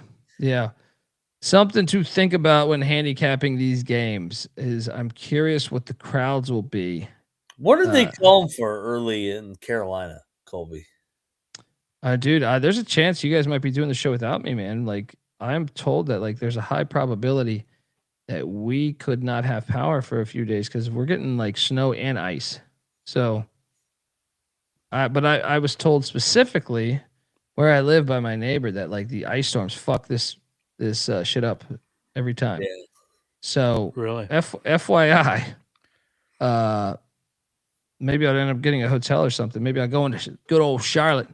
Cause I like going out in these roads and fucking around. You know what I mean? Whenever the mayor tells you to stay inside, that's when I'm like, oh, we're going out. Oh, fuck the mayor. We're going out. You know what I mean? Yeah, this prick. I remember when Gavin Newsom was saying that shit. Nobody go out. You can't even go out on the beach. I live at the beach. I was walking muddy waters. They were giving me shit. Yeah. Meanwhile, this prick's at like a dinner with like 1,000 people, no mask on, sitting there. Meanwhile, he's making out of shit. Chick. Yeah, the Gavin, that guy. John, I told you can never John, trust they joke about it until the entire country is now moving stuff up. They're shutting things down and might possibly lose power or whatever. Thunder snow is real. It's real. Yeah. It's coming on in. Trust Gavin. What? Yeah, Gavin will want Colby locked up forever. Are they calling this something? Like, what is this? Is it got like have like a hurricane name or whatever, or is this just I think they might be, but I don't pay attention to that shit. If anything, sometimes I think they do this just to help the economy. I'm put my tinfoil hat on. I don't know if I buy into the shit all through the South telling me Starkville, Mississippi is going to have snow. I'll believe it when I fucking see it. All right. I'll believe it when I see it. Since I've lived in North Carolina, they've called for snow like 5 times, not once. So fuck off. All right. And like you go to the grocery store. I don't pay attention to this shit, but sometimes you go to the grocery store. Yeah, Keith and it happens to be on that day. Yeah. Make sure you hit that ABC store too. Tomorrow morning. I'm gonna have to do that. But yeah, I just I don't know, man. I don't trust nothing. All right. Fuck these people. You'll be just fine. Walk down the street, get a Coke, cold beer. Like, God. Cold beer, gonna go down there. I mean, at Morgantown, it's like, oh, yeah, it's snowing. Hey, here we go, baby. Max telling people, oh, you'll be fine. Just walk through a tornado of snow. You'll be good. Yeah, you know you're having a nice time out. Hey, there's my dick out. What? Yeah. I mean, yeah, it's a power play right there. You had the snowplow coming through, and he's like, "Sir, I'm going to plow something else." So you get the fuck. I do believe you can get the fuck out of here. All right. Study cards. It's study time.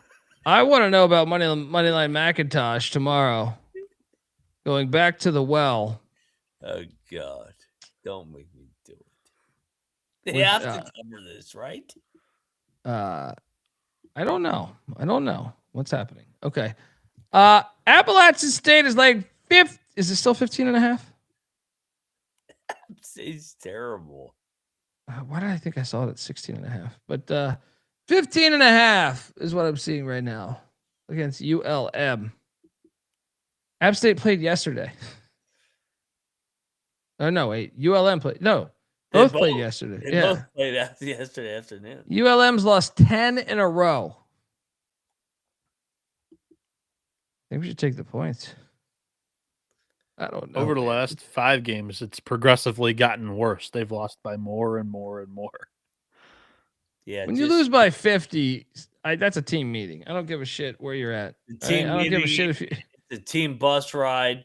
That's what I'm saying. You go to that. What's that? The little rest stop area. You gather the guys together next to the fucking vending machine. You say, guys, I can't lose like this. All right? I can't lose like this. I'll lock up Monroe. This will be the coffee play of the day. We're just gonna sit there and be like, I hope you guys have a little bit of pride here. I'm in. Double lock on the Indians of ULM. Yep. Go red. Go. Wells, this game is today, not yesterday. Yesterday, ULM played Marshall. This game's in like 10 minutes, to be honest. 10 hours, aka 10 minutes. Next up, I'm gonna disagree with you guys. I'm gonna log battle. I'm gonna fade the team that's taking a bus trip in the middle of the night in the mountains on their way to this game and has to play at noon. Like, get out of here. What is that distance? What is that distance? I want to pull that up. That sounds like hell. 5 minutes. Yeah, this is nothing. These are young punks, right? They can Boone, North Carolina to Huntington. It's not not a quick trip. 3.5 hours. They made the drive before. Actually, it's not 3.5. It's actually almost 5. It's 4 hours and 40 minutes. All right. At least they won't be doing it in the middle of the night, I guess, because the game was early in the day, and they probably got there at like 8, got some sleep or whatever. But yeah, crazy. They lost by 50. What's he saying? Is that a lock, Bieniek? Yeah, lock battle. Fuck these cunts. Bring out a battle. Sunday back of the world. Phoenix on the Mountaineers.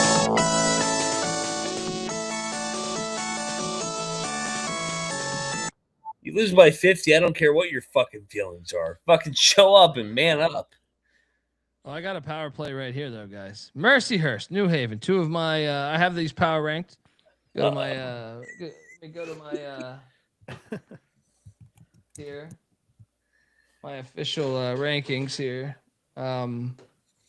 which I wrote down on the ACC Great Colby Accomplishment front. The great accomplishment is covering Mercyhurst and New Haven. Yep. I have Mercyhurst power rated number 1, Lemoyne 2, New Haven 3. I see Mercyhurst is only laying 1.5. That means I will lock up the boys from Lake Erie on the road against New Haven. Easy play. Specialist here. Macintosh, what are you doing here? Yeah, make it a double lock. I like this one. I think Mercyhurst way better than New Haven. Lock it up and let's go. Got my notes. Notes don't fail me. Notes don't Early fail win. me. Let's go. Bieniek? I'm going to lay it. I'm not betting this one. And on the other game, actually, I'll take the minus 14.5. That price has gone down a point. All right. There you go. 14.5. Let's go. Shout out to RK Porter. Yeah, out for another week or two. Yeah, that program's in the dumps. Appreciate the knowledge, though. Next up, we have Stetson is at Austin Peay. The Governors are laying 14.5. The same number as today. I mean, Stetson went to overtime at Lipscomb. Still a big ass number, though. That's a far trip. Yeah, Nashville to Clarksville. Sorry, talking? Sorry, I thought they were at Central Arkansas. I got I get my ASUN games mixed up here. I'm on the Governors, but no luck. Yeah, same. I don't know why I thought they were coming from fucking Central Arkansas. I'm going to take the points here. I think a lot of the ASUN games overall on a back-to-back, I just think that it'll favor the dog with a quick trip rather than the other handicap with the longer trip. And Stetson, bad taste in their mouth after the overtime game. I think I'll take them to bounce back and at least play a close one here. This is Alrighty. a classic conference tournament game 3 years ago. 3 years ago. Yeah. I've deleted a lot of brain cells since then, but I'm going to Do take you your remember word that for it. LCP Stetson game when Stetson went to the tournament? Oh, my God. Unbelievable. Yeah, I got to go back. Stetson went to UConn in the tournament. But I do remember that. Remember Stetson beating Austin Peay at the fucking Horn? The half-court shot? Okay, half-court shot sounds vaguely familiar. Yeah, Stetson. Yeah. You're Stetson, like the crazy. This was against Austin Peay. I think I do remember that now. Yeah. I think I do remember that. Donnie Jones, let's go. The code for the SGPN store is 2026. 2026, the year of MAAC to school. All right. Let's go, baby. So jump in on that action. Look at all that great shit you got over there. Next up, we have Florida Gulf Coast and Lipscomb. All right. Pride game, right? I'm all over Lipscomb. Play the song.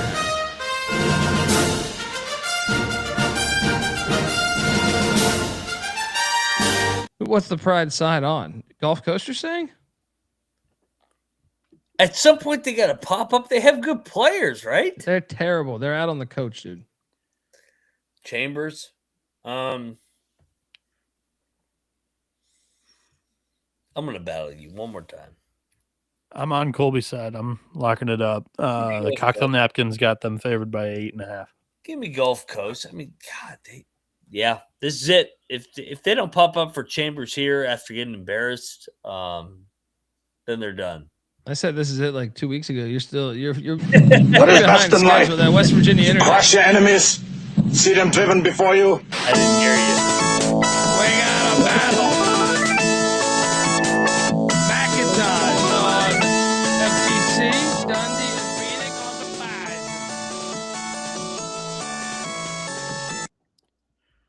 Next up, Eastwell. Hey, I got a question for this one. I see 10.5 out there for this. Over or under, because North Texas defense is pretty solid, especially at the Super Pit. Over under Jordan Riley's points scored is more or less than half of the team's total points tomorrow. I'm thinking like 50 to 60 total for the team. That means that if he has like a 25-point game, he has a chance to score more than the rest of the team combined. This is a smash play for many reasons. One, there's a winter storm advisory, so no one is going to be at this game. No one. True. ECU is getting 10.5 that I see right now. And may the Schwartz be with you. What a world, what a world. Money line is live. Money line is live. In the spirit of ECU, we believe. Write it, buddy. Write it. There was nothing that we couldn't do. We set out to defend our name, and now we'll never be the same. Never be the same. McIntosh. I didn't realize they're 0-6 in league play. Are they like 5-1 ATS? Probably 4-2 if I had to. 4-2. I agree. I think they're gonna win on the money line. Dude, This could be my dog at the end of the show. This line was supposed to be. This game was supposed to be at like 8:00 at night. It's moved down to this. People are working. People are going to the grocery store. Yeah. No one's going to be at this game. Yep. And North Texas off UTSA, they think they're fat and happy. No, they played a fucking badass team. Let's go. ECU. In the spirit of ECU, we believe there was nothing that we couldn't do. Is that Huey Lewis? No, that is not. But I do believe Huey Lewis slayed some large amounts of pussy in the 80s. If I had to bet, Why not? I mean, he's got a lot of, don't need a credit card in your name and shit, but he's also got the, what was the one like about New York and LA? He's like, yeah, a million things to do at 3 a.m. Shout out to Huey Lewis and the fucking news. Don't forget the news. Don't forget the news. Bieniek, you're not a Huey Lewis guy, I take it. I think LA, North Texas, city of dreams. What's up? No, I'm not a Huey, but I'm not hating. I'm just not cultured. So blame it The on news that. is out there for you.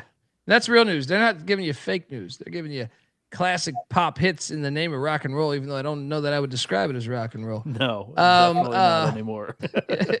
Like the hook of the song is the heart of rock and roll, and it's not necessarily rock and roll, but Huey, back in the 80s, you could do enough drugs where you could be convinced you're doing every genre. All right, so you're locking up ECU, right? I think North Texas wins the game, but they're not winning it by 10 points. So I'll take the Pirates. Lock it up. Now we are fucking talking. All right. Because when you're at East Carolina, you go for it every time. Or you don't coach at East Carolina, you don't come to East Carolina, you don't play at East Carolina with a weak heart. Write it.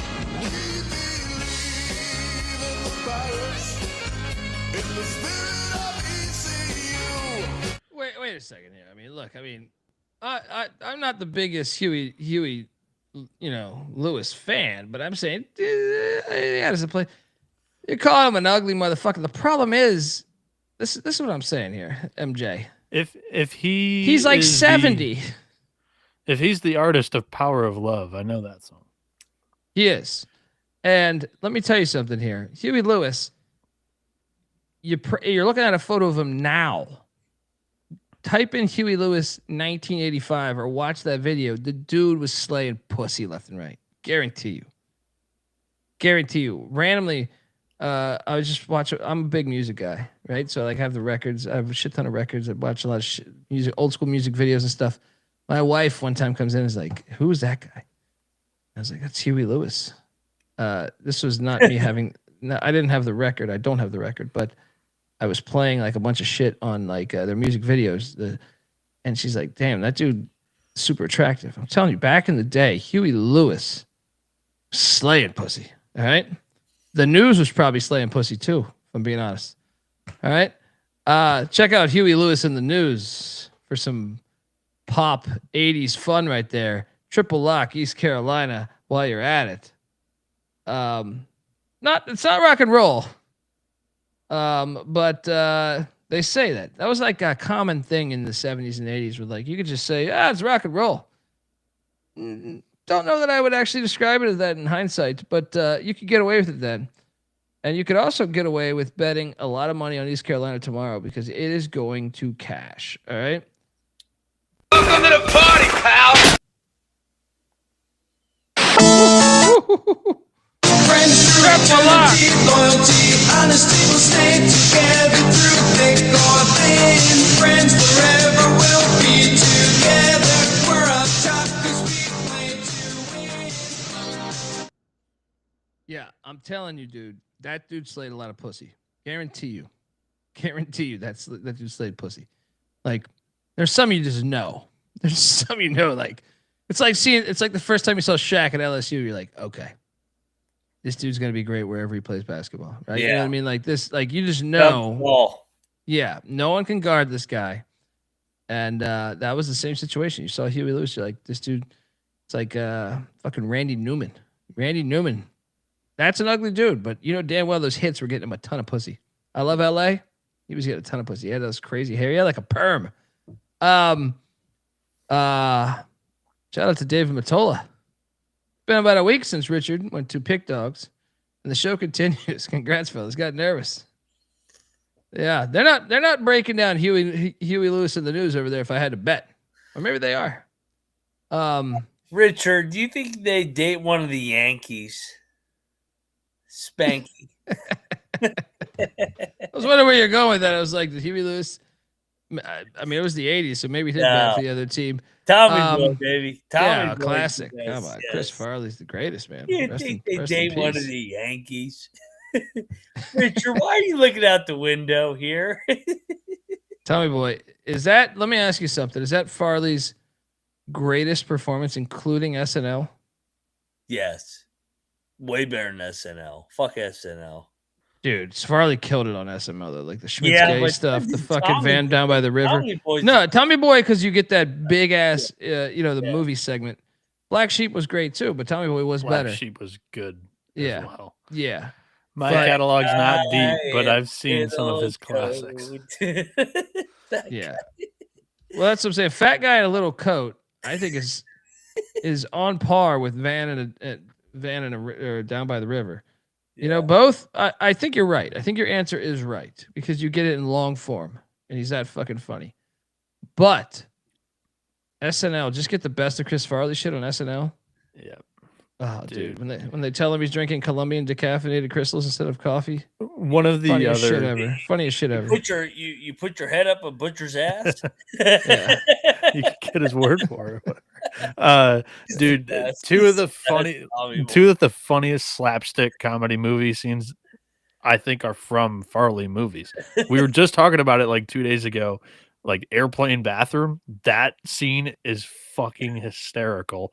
And then the one where his tie just gets stuck in the trunk and he's flying all over the place in Black Sheep. Like both of those are all-time scenes for comedy. I love Tommy Boy. Yeah, I mean, and I'm with you, Josh. You can make that argument. I don't know that I agree with it, but I think it is in contention for the best. And it's very quotable too. There are a lot of callbacks to it. It's so great. I mean, if we really want to talk movies, guys, like that guy in a little coat is like the all-time like scene. We talked Stripes earlier, which is a fucking classic, but why does this? See, we're such a sensitive society today that the comedy suffers. Whether you're a stand-up or specifically, even more so, with your actual movies. Yeah, like think about by genre, like by decade. How many great comedies came out in the 80s, the 90s, and even the 2000s, I would say. And we've put that on freeze. We've put that shit on freeze. We haven't made any funny movies. Like, I mean, there's been a couple, but not at the rate we were pumping them out in the 80s, 90s, and 2000s. It's a damn shame. It's a damn shame because everyone gets caught in their fucking feelings and no one can laugh. Yeah, we went woke. It's a damn shame because you had so many You had so many. Like sometimes I even just sit back, I'm like, I didn't even realize it because I was growing up within it. That it was like almost every other week, you were getting a classic fucking comedy. That it's only classic because now they don't make classics. Back then, you just thought that was a decent comedy. You just but watch now you look Dumb and Dumber. Like now, you're like, this is all great. that shit. The It's 90s great. had so many. Like we It's talked hilarious. Tommy You're Boy, like- Dumb and Dumber, Friday, fucking Yes. Billy Madison. You know, it's great. My Cousin Vinny, fucking Austin Anchorman. Powers. You know, like you can go. Anchorman. Yeah, that's what I'm saying. Like there's so many. Like My Cousin Vinny is a good one come too that on. I've seen. I haven't seen many, but you're hitting. that's the like sweet one of the spot on a best. couple. That's one of the best. My Cousin Vinny's one of the best. Yeah. I love My Cousin Vinny, dude. That's one of the best. That's one of the best of all time. How is anybody offended by that? Like, fuck off. Well, they just don't. I think they're not. I don't think they're self-aware enough. I think they're a machine. Like the corporations in Hollywood just look at it as potentially offensive, right?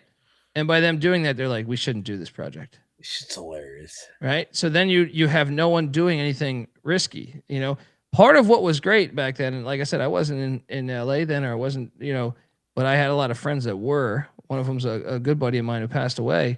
But he would tell me part of the best thing about this, like 70s and 80s, was that these idiots that owned the companies didn't know how to manage a movie company. So the art was actually great. He was telling me like Marlboro, the cigarette company at one point, like acquired like Sony Pictures or some fucking, he was like, they didn't know what the fuck to do. So they just told the artists to do what the fuck they're doing. And then you got great art because of it. You know what I mean? Whereas like now it's like everything's condensed and over like, hey, well, we got to hit this. We got to hit this. We got to hit this. But yeah, I mean, it's unfortunate because like I was talking about this with my brother, dude, like I think over Christmas, we're like, can you even name a really good comedy in the past 10 years? And I was like, no. I don't remember what year This Is the End was, but I appreciated that. But it's not many. Like there's not many that I would say like that's a funny movie. And even This Is the End, I don't even think like because it's the only one that I could think of at the time. I'm giving it more credit than it actually deserves because I thought it was funny. I didn't think it was like, I would not have recommended that. If that came out in the 90s, I would have got lost in the luster. Or the 2000s, I would have got lost in the luster. Or the 80s, lost. It sucks though. So anyway, that's our analysis on East Carolina, North Texas. Welcome to the college basketball experience. Next up, Kennesaw State is at La Tech. Guys, what the hell is this line? It made me hesitate on not locking this, but I did put a question mark saying, should I bet Kennesaw State here? Yeah, I think we should. I think Kennesaw State's a vastly better team than La Tech. I'm selling stock a little bit on Kennesaw. I drilled kind of like the Ewing theory play on the weekend without Cottle. And they lose by 6 to Sam Houston, who I think they're going to be a good team overall in the league, but they've not had the greatest start.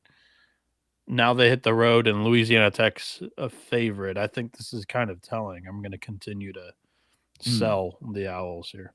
All right, well, I think you talked me off a lock. I'm not going to lock it. Mac, you locking this? Well, yeah, I'm a lock Kennesaw. I think Louisiana Tech's a fraud. Are you locking the Dogs? It's a very unappealing side to jump on. But another reason for it is this is the 3rd straight road game for Kennesaw State and the 2nd one in 3 days. Moneyline Mac locking up the Owls. Who? We'll be in Ruston, Louisiana. No one. Nobody will be there. Are you guys talking about The Jerk in the chat right now? One of the greatest movies. That's 70s. 70s is fire too. 70s, they didn't give a fuck. That's the 70s movie. We need to go back to that era. Oh, dude, 70s, even like your suspense movies, dude, they did not give one fuck. That was the best. Like, yeah, okay, they might not have been caught up on like the special effects and shit, but you want to talk about, you can watch some obscure films in the 70s where you're just like, oh my God, like, am I watching this? Like, they didn't even, like, an exec said, fuck it, do it, right? Like, there's a bunch. Go down the rabbit hole of the 70s films. Next up, we have Furman at Greensboro. I have to bet this game. Furman just lost to the Citadel. Yeah. Greensboro's terrible. All right. I Furman will lock up Furman minus 5.5. Here's play of the day.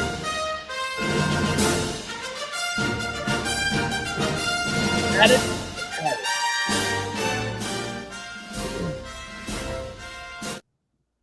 The Juice, you're killing me on that. You didn't like Monty Pythons, man. Those are great movies. Noah, what are you doing here, buddy? Yeah, I'll tell you guys on this one.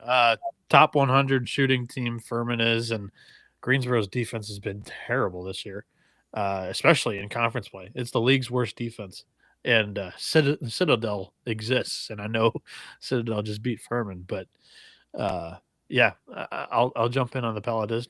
Triple lock this. Let's go. Let's go. Triple lock.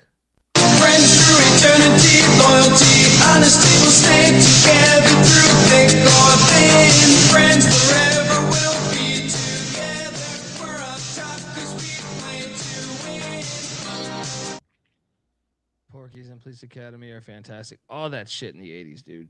Like, they had a bunch of those movies that were like camp. Like, the best way to describe them to me were like campy little, like, that was like their own genre. They had a bunch of those Porkies.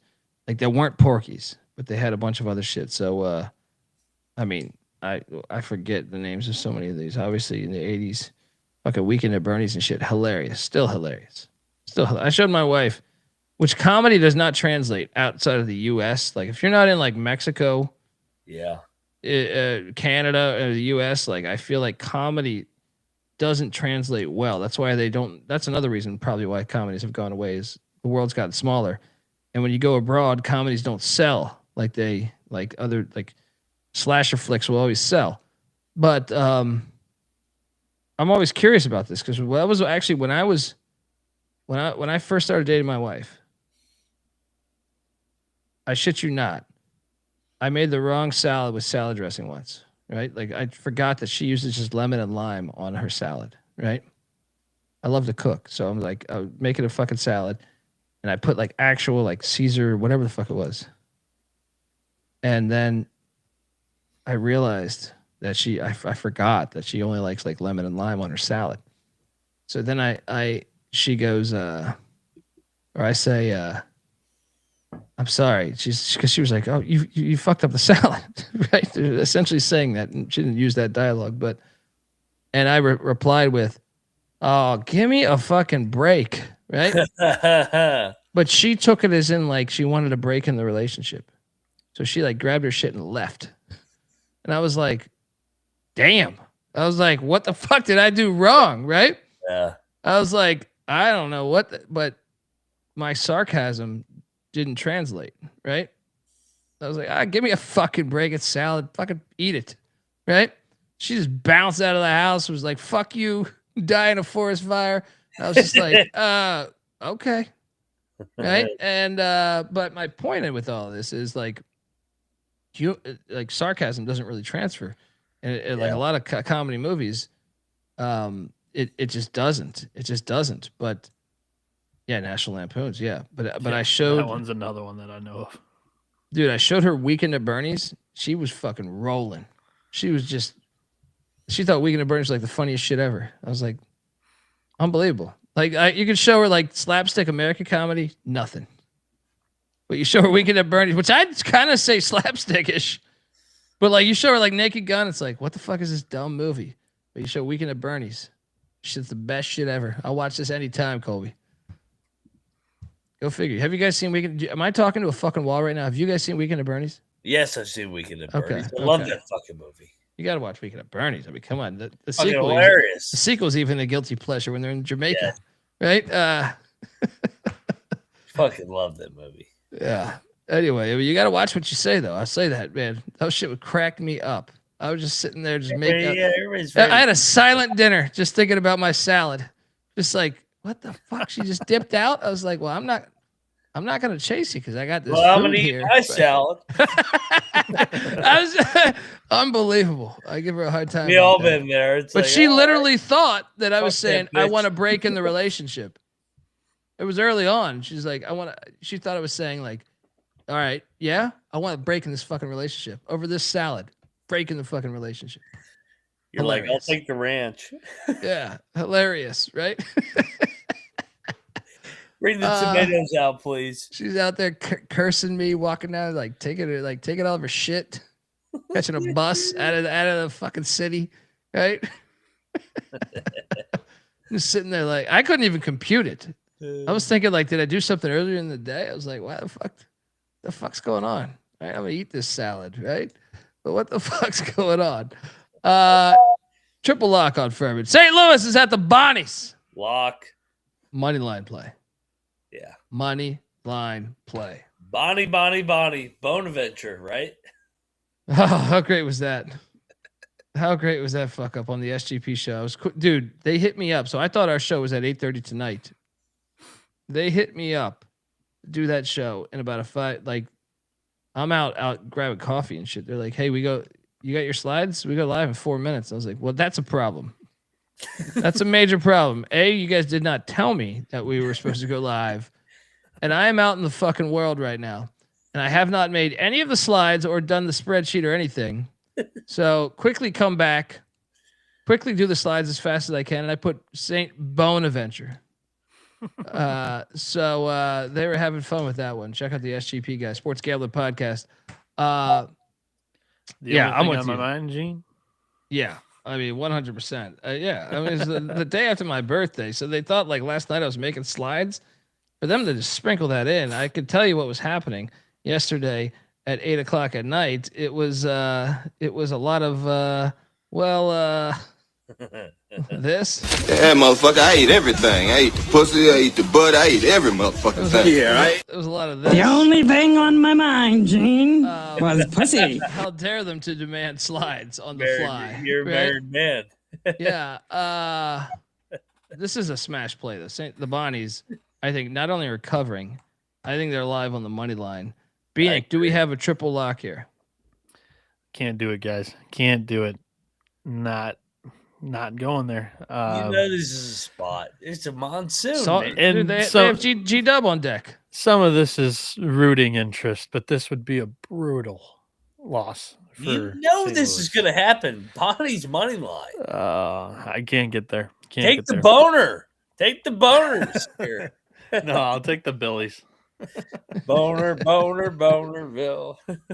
Buddy. Bieniek, 5:00 Friday game. Boners on the money line. Bieniek, he might call you after the show. Double lock. Double lock on the Bonnies. Are you battling Bieniek or what? No. I think you guys are probably sniffing something. Maybe it's right, but I love Schmidt as a major underdog at home historically. Doesn't matter the year, doesn't matter the team. You're not Maybe wrong. the money line doesn't hit, but just the points. I love that, and I'm hoping this game gets in before the snow. That's the only way we get fucked here is if there's 6 people at this game because normally this is lit. Yeah, they're calling for major thunder snow in the Bonaventure area. Shout out to Ted. They're tipping it 5. Shout out to Ted Marchabroda. Yeah, I think they rushed that shit up too. I think they rushed that up. Dude, can you imagine Bonaventure 5:00 on a Friday, snow time? They're gonna be lit. I hope so. Dude, they're gonna be. I don't have a lot of faith in the Northeast as fans. We talked about this the other night. Yeah, they do suck. But it's something. It's very strange. I can't put my finger on this because, like, if you look back, like historically, with college athletics, like they used to be, like that's kind of like the Northeast was like the blueprint of the creation of college athletics. So it's like, where did it go wrong? PAO was a good one here too. Caddyshack is also. Dude, I shit you not, man. Billy Baru. You can name. I shit you not. You could probably name Cinderella story. I want to say for sure you could name over 60 good comedies in the 80s. Yeah. And in the past decade, I could name like 2. Right? In the 90s, I think it's 60 or 70 as well. In the 70s, I think it's 60, like 50 or 60. I'm not as hip to it, but I think 50 or 60. And in the 2000s, I would say still like 30 to 40, 20 to 30, something like that. For it to drop off and peter off that much is just fucking insane. Absolutely. Shout out to Robert Martin cracking me up. in the chat. Next up, Indiana at Rutgers at the rack. I mean, how many losses in a row for Indiana? Would this be number 5? And a couple just absolute beatdowns. Why are they laying this many points? Oh, so you're sniffing that Indiana's gonna. I see 7.5 right now. By the way, I don't see I 6.5. think Indiana sucks. I think DeVries sucks. Yeah, I'm still taking the points in Rutgers here at the rack. I just think I think it's too many. We're happy where we're at over here. I like a Rutgers. I will too. Oh, I job just on on a Visa Friday taking night. this. I think moneyline's left. Yeah. Let's go.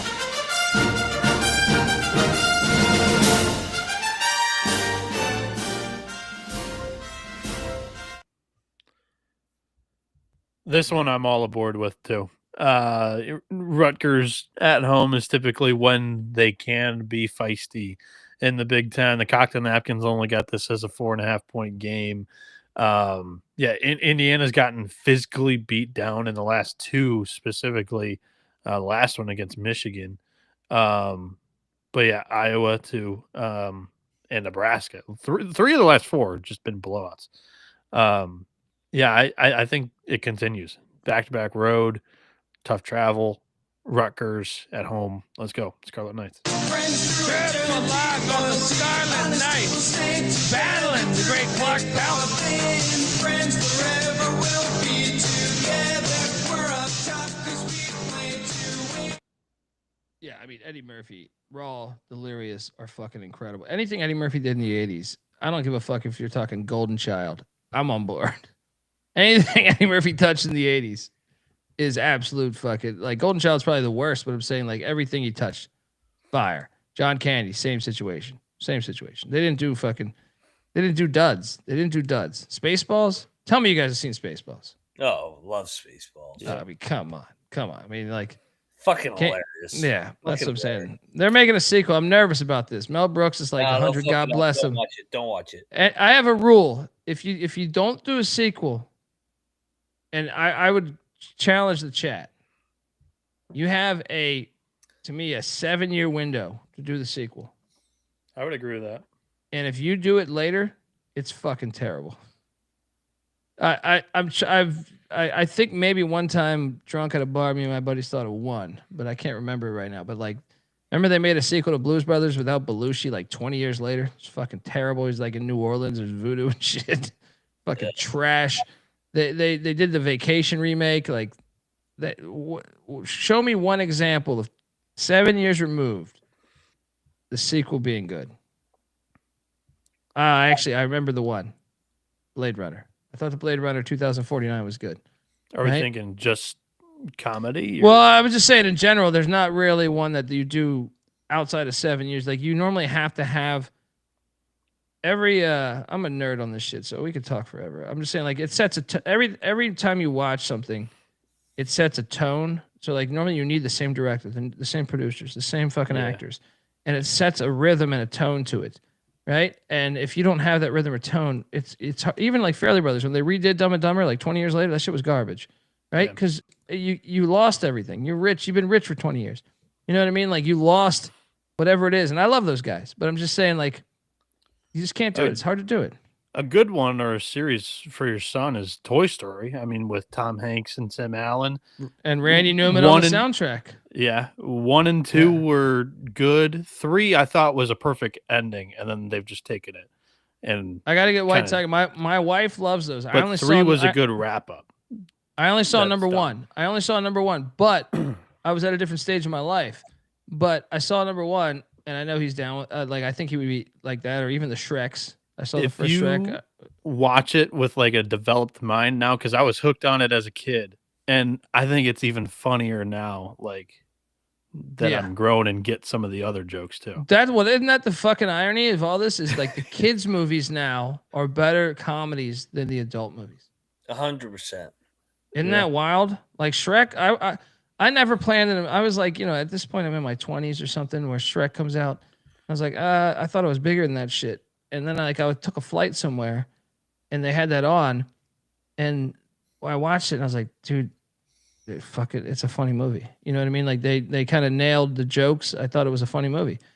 So they're the kids movies, but you know why you can get away with it? I think my theory is it's an animation. You can suspend disbelief in animation.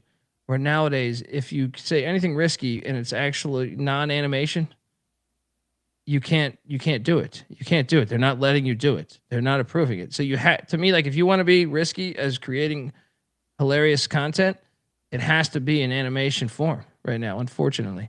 Like South Park has been killing it for forever, right? But you can say that because it's animation. Yeah. You know, or Family Guy or Beavis and Butthead, whatever the fuck you want to say, whatever you want to use, Boondocks, right? You can do whatever. It's all funny within animation. It's just my theory on shit. And this and that tops off our Rutgers, Indiana preview. Rutgers live on the money line. Yes. Triple lock. Friends through eternity, loyalty, honesty will stay together through thick or thin. Friends forever will be together. We're up top 'cause we play to win. I couldn't get down from the start, Matola. I saw the preview and I'm like, I'm out. I'm out. I'm like, this shit. Like so many people were like, this preview is hilarious. I was like, no, this shit is garbage. And the best part, what's up? Go ahead. Sorry, no. I thought you were done. No. The best part was I read the creator because the Family Guy dude, McFarlane, he did that shit. But the original creator had a movie for the remake of Naked Gun that he wanted to do, and it was called OJ Did It, right?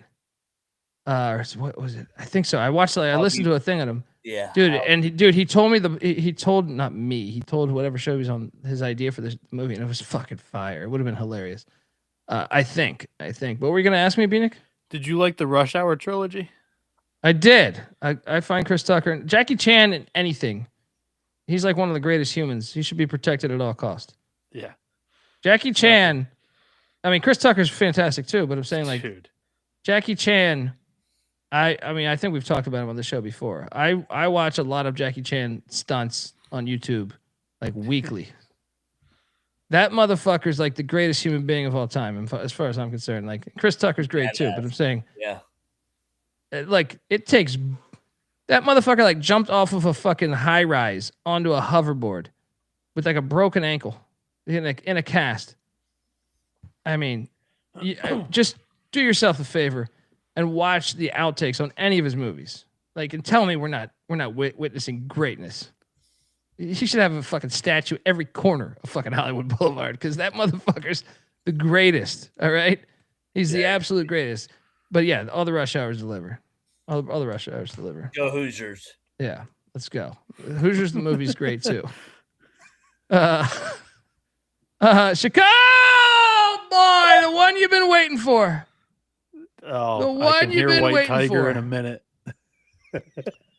Here we go. Chicago State.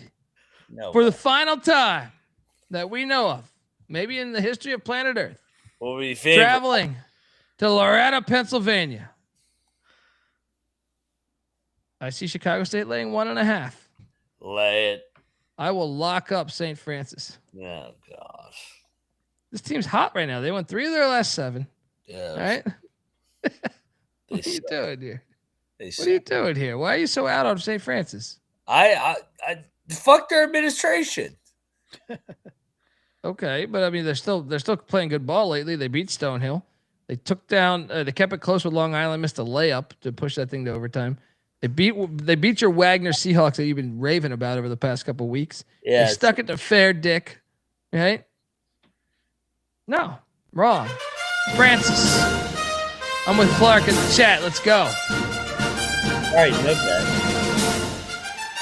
What's that? This is this is a nasty one. This one opened at 2.5 in favor of Francis, and it's moved to 2 in favor of Chicago at.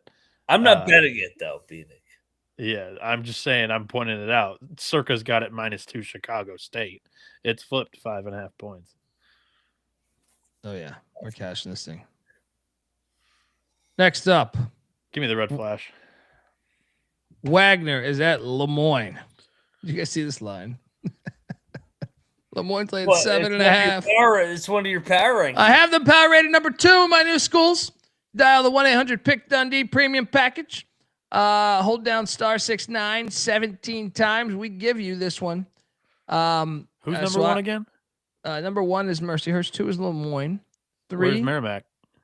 Well, look, if you're throwing Merrimack in there, I was excluding them because they've been around so long now. Long. Is it like 5 years? Yeah, they've been around. Eligible? Yeah, so I removed them from the equation. But if you throw in Merrimack, they would actually be number 1. So I was like, who's in between Lemoyne and Merrimack? But I have Lemoyne. But this is wild because they're 7.5 point favorites, and I actually think it's the right side. I am taking Lemoyne. I'm with Bill Russo in the chat. I think Lemoyne's the play here.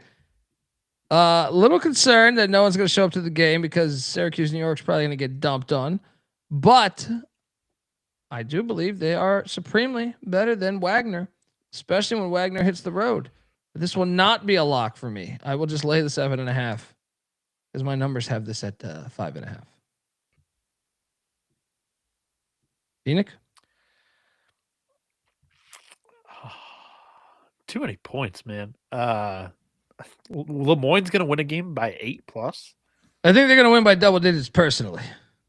Wagner, no bet. I'm agreeing with Mac here.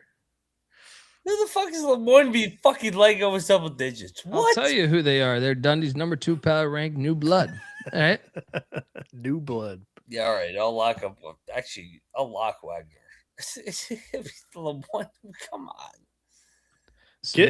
Colby, give me your list, your full list of non-tournament eligible teams. We'll call it the New Bloods, and I'll create a graphic for you. We will definitely do that after the show because we got something brewing here. But, Mac bothers me. He ignores my brilliance on this new list that I've created, that I have followed game in and game out. So that means I will then lock up with Clark the Dolphins and battle this prick who has not given the Dolphins the respect they deserve. Yeah, this is all right. Yeah, with your bullshit little Seahawks. Lock battle. Done, boy.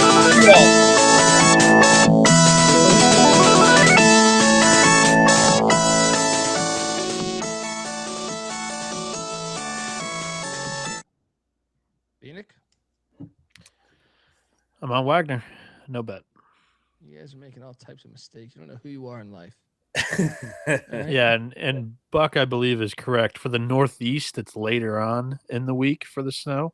I think it's going to be another back-to-back snow home game for the Patriots, Colby. Shout out to you, Buck. Let's go. So you're telling me there's a chance? I know it's right up your alley. I would be watching if they could if they could just move that kickoff. They could just get rid of that kickoff. Next up, I got another lock, guys. Fair Dick is heading to New Britain, where the real Blue Devils are laying 6.5, and the real Blue Devils, as you might recall, got drilled by my power rated number 1 team, Mercyhurst, in Lake Erie, Pennsylvania. I think it's a smash play for Central Connecticut State. I will lay the 6.5. I will lock it up. It's all about the favorites tomorrow, guys. Yep.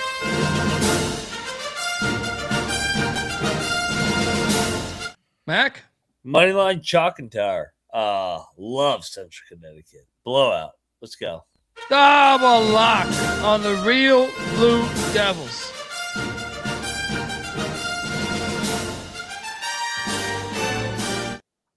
Bieniek. Triple it up. CCSU for me too. CCSU definitely seems like a community college. Yeah, I'm just doing a semester at CCSU. Yeah. Parents weren't happy with me just taking a semester off. So CCSU, just doing a couple credits CCSU. Checking out the scattered ass there. Triple lock. CCSU. Honesty will stay together through thick or thin. Friends forever will be together. We're up top 'cause we play to win. Next up we have, oh my God. Well, I seen a smash play in my life. It is here. If with the fucking Long Island Sharks heading all the way to the fucking graveyard to take on Stone Hill with your purple fucking Skyhawk bullshit. You were the Chieftains, but you couldn't handle that. You couldn't handle being the Chieftains. Meanwhile, the fucking Kansas City Chiefs are being played on every goddamn channel. Sharks are going to destroy this bitch-ass Stonehill team. Who do you think you are, Skyhawk Nation? Thinking that the Sharks aren't going to come swimming your bullshit Marquette gymnasium? We're dominating. We're going in there. Even my sister Teresa, she said, you know what? The fucking storm's not a problem for me. I got 4x4. You guys heard about this thing? 4x4. Oh, boom. Yeah. She's going to be out there at the game. The casserole's coming. We're going to have a booth set up right outside of the Mercyhurst gymnasium because we don't want to go in that shit. We're going to stay and watch from a distance. All right? All I know is we're hard-working, tax-paying people like you, and we don't take shit from nobody. You got that asshole? Ask me. The fucking union that works for you. One of my top plays of the day. Might have heard me on VSiN talking about this one. What are you doing here, McIntosh? I love Long Island. Bounce back. Fucking Stonehill overachieving over the weekend. Let's go. Long Island, the Sharks, lock it up. Bieniek? Lock battle. Give me the graveyard. I think Crisscross gets the guys going. They just took a really bad loss at St. Francis in their last game. This one's close. This one's a one possession game. So you're gonna lose this one, dude. I'm just telling you right now. Call Uncle Pick Dundee. Dial him up. you are gonna lose this one, buddy. You are gonna lose this one. What is best in life? To crush your enemies, see them driven before you. Bieniek on a goddamn sky captain. Back in Dundee swimming with the Sharks. My sister Teresa. Paulie 2 times on that shit. We got this thing going. See how Lugas. Where's this bullshit again? Southeastern. We can get back. We can go there. We're not going to go to that fucking Ted Danson Cheers bar. You been to that Cheers bar? At Stonehill? No, I haven't. No, they have it. It's like in Boston Square. It's fucking a tourist trap. I have not been to that one, but we should be there. Did you watch Cheers? Did you watch Cheers? I watched Cheers. No shit. Because you're a lot younger than me. That's impressive. Yeah, I like Cheers. Yeah. It's interesting. It's interesting. They had Kevin McHale on an episode, man. Didn't have enough money for Bird? Was able to get... Yeah, they didn't have enough money for Rod Strickland. What the fuck are you talking? Lou Holtz. You going Sam Darnold on us right now? Lou Holtz. They screwed over Rod Strickland here. They should have had Rod Strickland in Cheers. Well, he was at DePaul when Cheers probably came out, but he's fucking close to that. He might have been on the Knicks. He might have been on the Knicks. He was in Kevin McHale. Come on. They suspected a blitz. They were trying to get him off sides. But they couldn't afford Bird. They had McHale, and they were, they should have had Robert Parrish. I don't think they did. They should have had Robert Parrish or DJ Dennis Johnson. How about Cornbread Maxwell? Dude, they had better nicknames too back then. We could talk about that. Cornbread Maxwell, come on. The nicknames are not as good today as they were back then. That's what I'm saying. I'm just the only thing that's better today, well, it depends what genre we're talking. What I do believe you could say music is better today than like certain decades. Yeah. From my life. Certain decades. Like I look back at certain decades of my life and I go, the music I listen to is not better. Country was better in the 90s. Okay. You would know that better than me, but I like, to me, I would listen to the fucking like Waylon Jennings or Johnny Cash or some shit. I never did like I never did the Hootie. Yeah. I never did the Darius Rucker shit, but I don't even know what. You didn't get rocked like a wagon wheel? I mean, I'm sure I got it by default of having to hear it nonstop. But did not even his own song? Did I seek it out? Did I seek it out? No, I did not on my own time. Nobody did. Rap is not better. That's fair, but I will say this, like electronic and shit. And they're like, you look back at like the late 90s, early 2000s.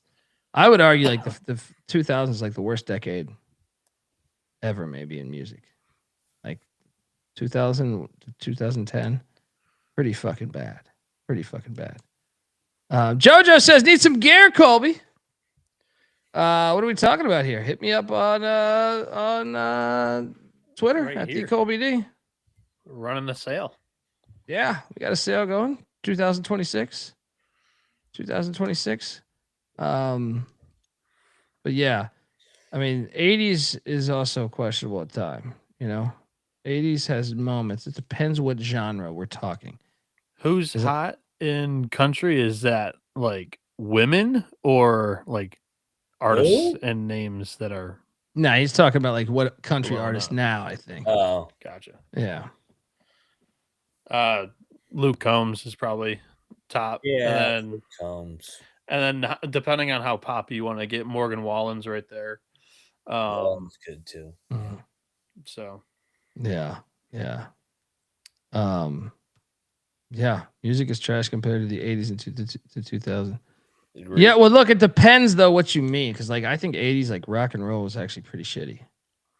Like it depends what you qualify as rock and roll. Like I'm not a hair band fucking fan. Like all that shit, Motley Crue and shit out. No, that wasn't me. Smoking in the boys' room or whatever, the bathroom, whatever the fuck. Not Bill me. actually says that the rap in 2010 was his favorite. No, One of I us. strongly disagree. But Eminem was good in that time frame. Other than that, I mean, I don't know. no. Look, I mean, any decade is going to have some good artists. Any Yeah. decade, but I'm just saying, like the mass amounts.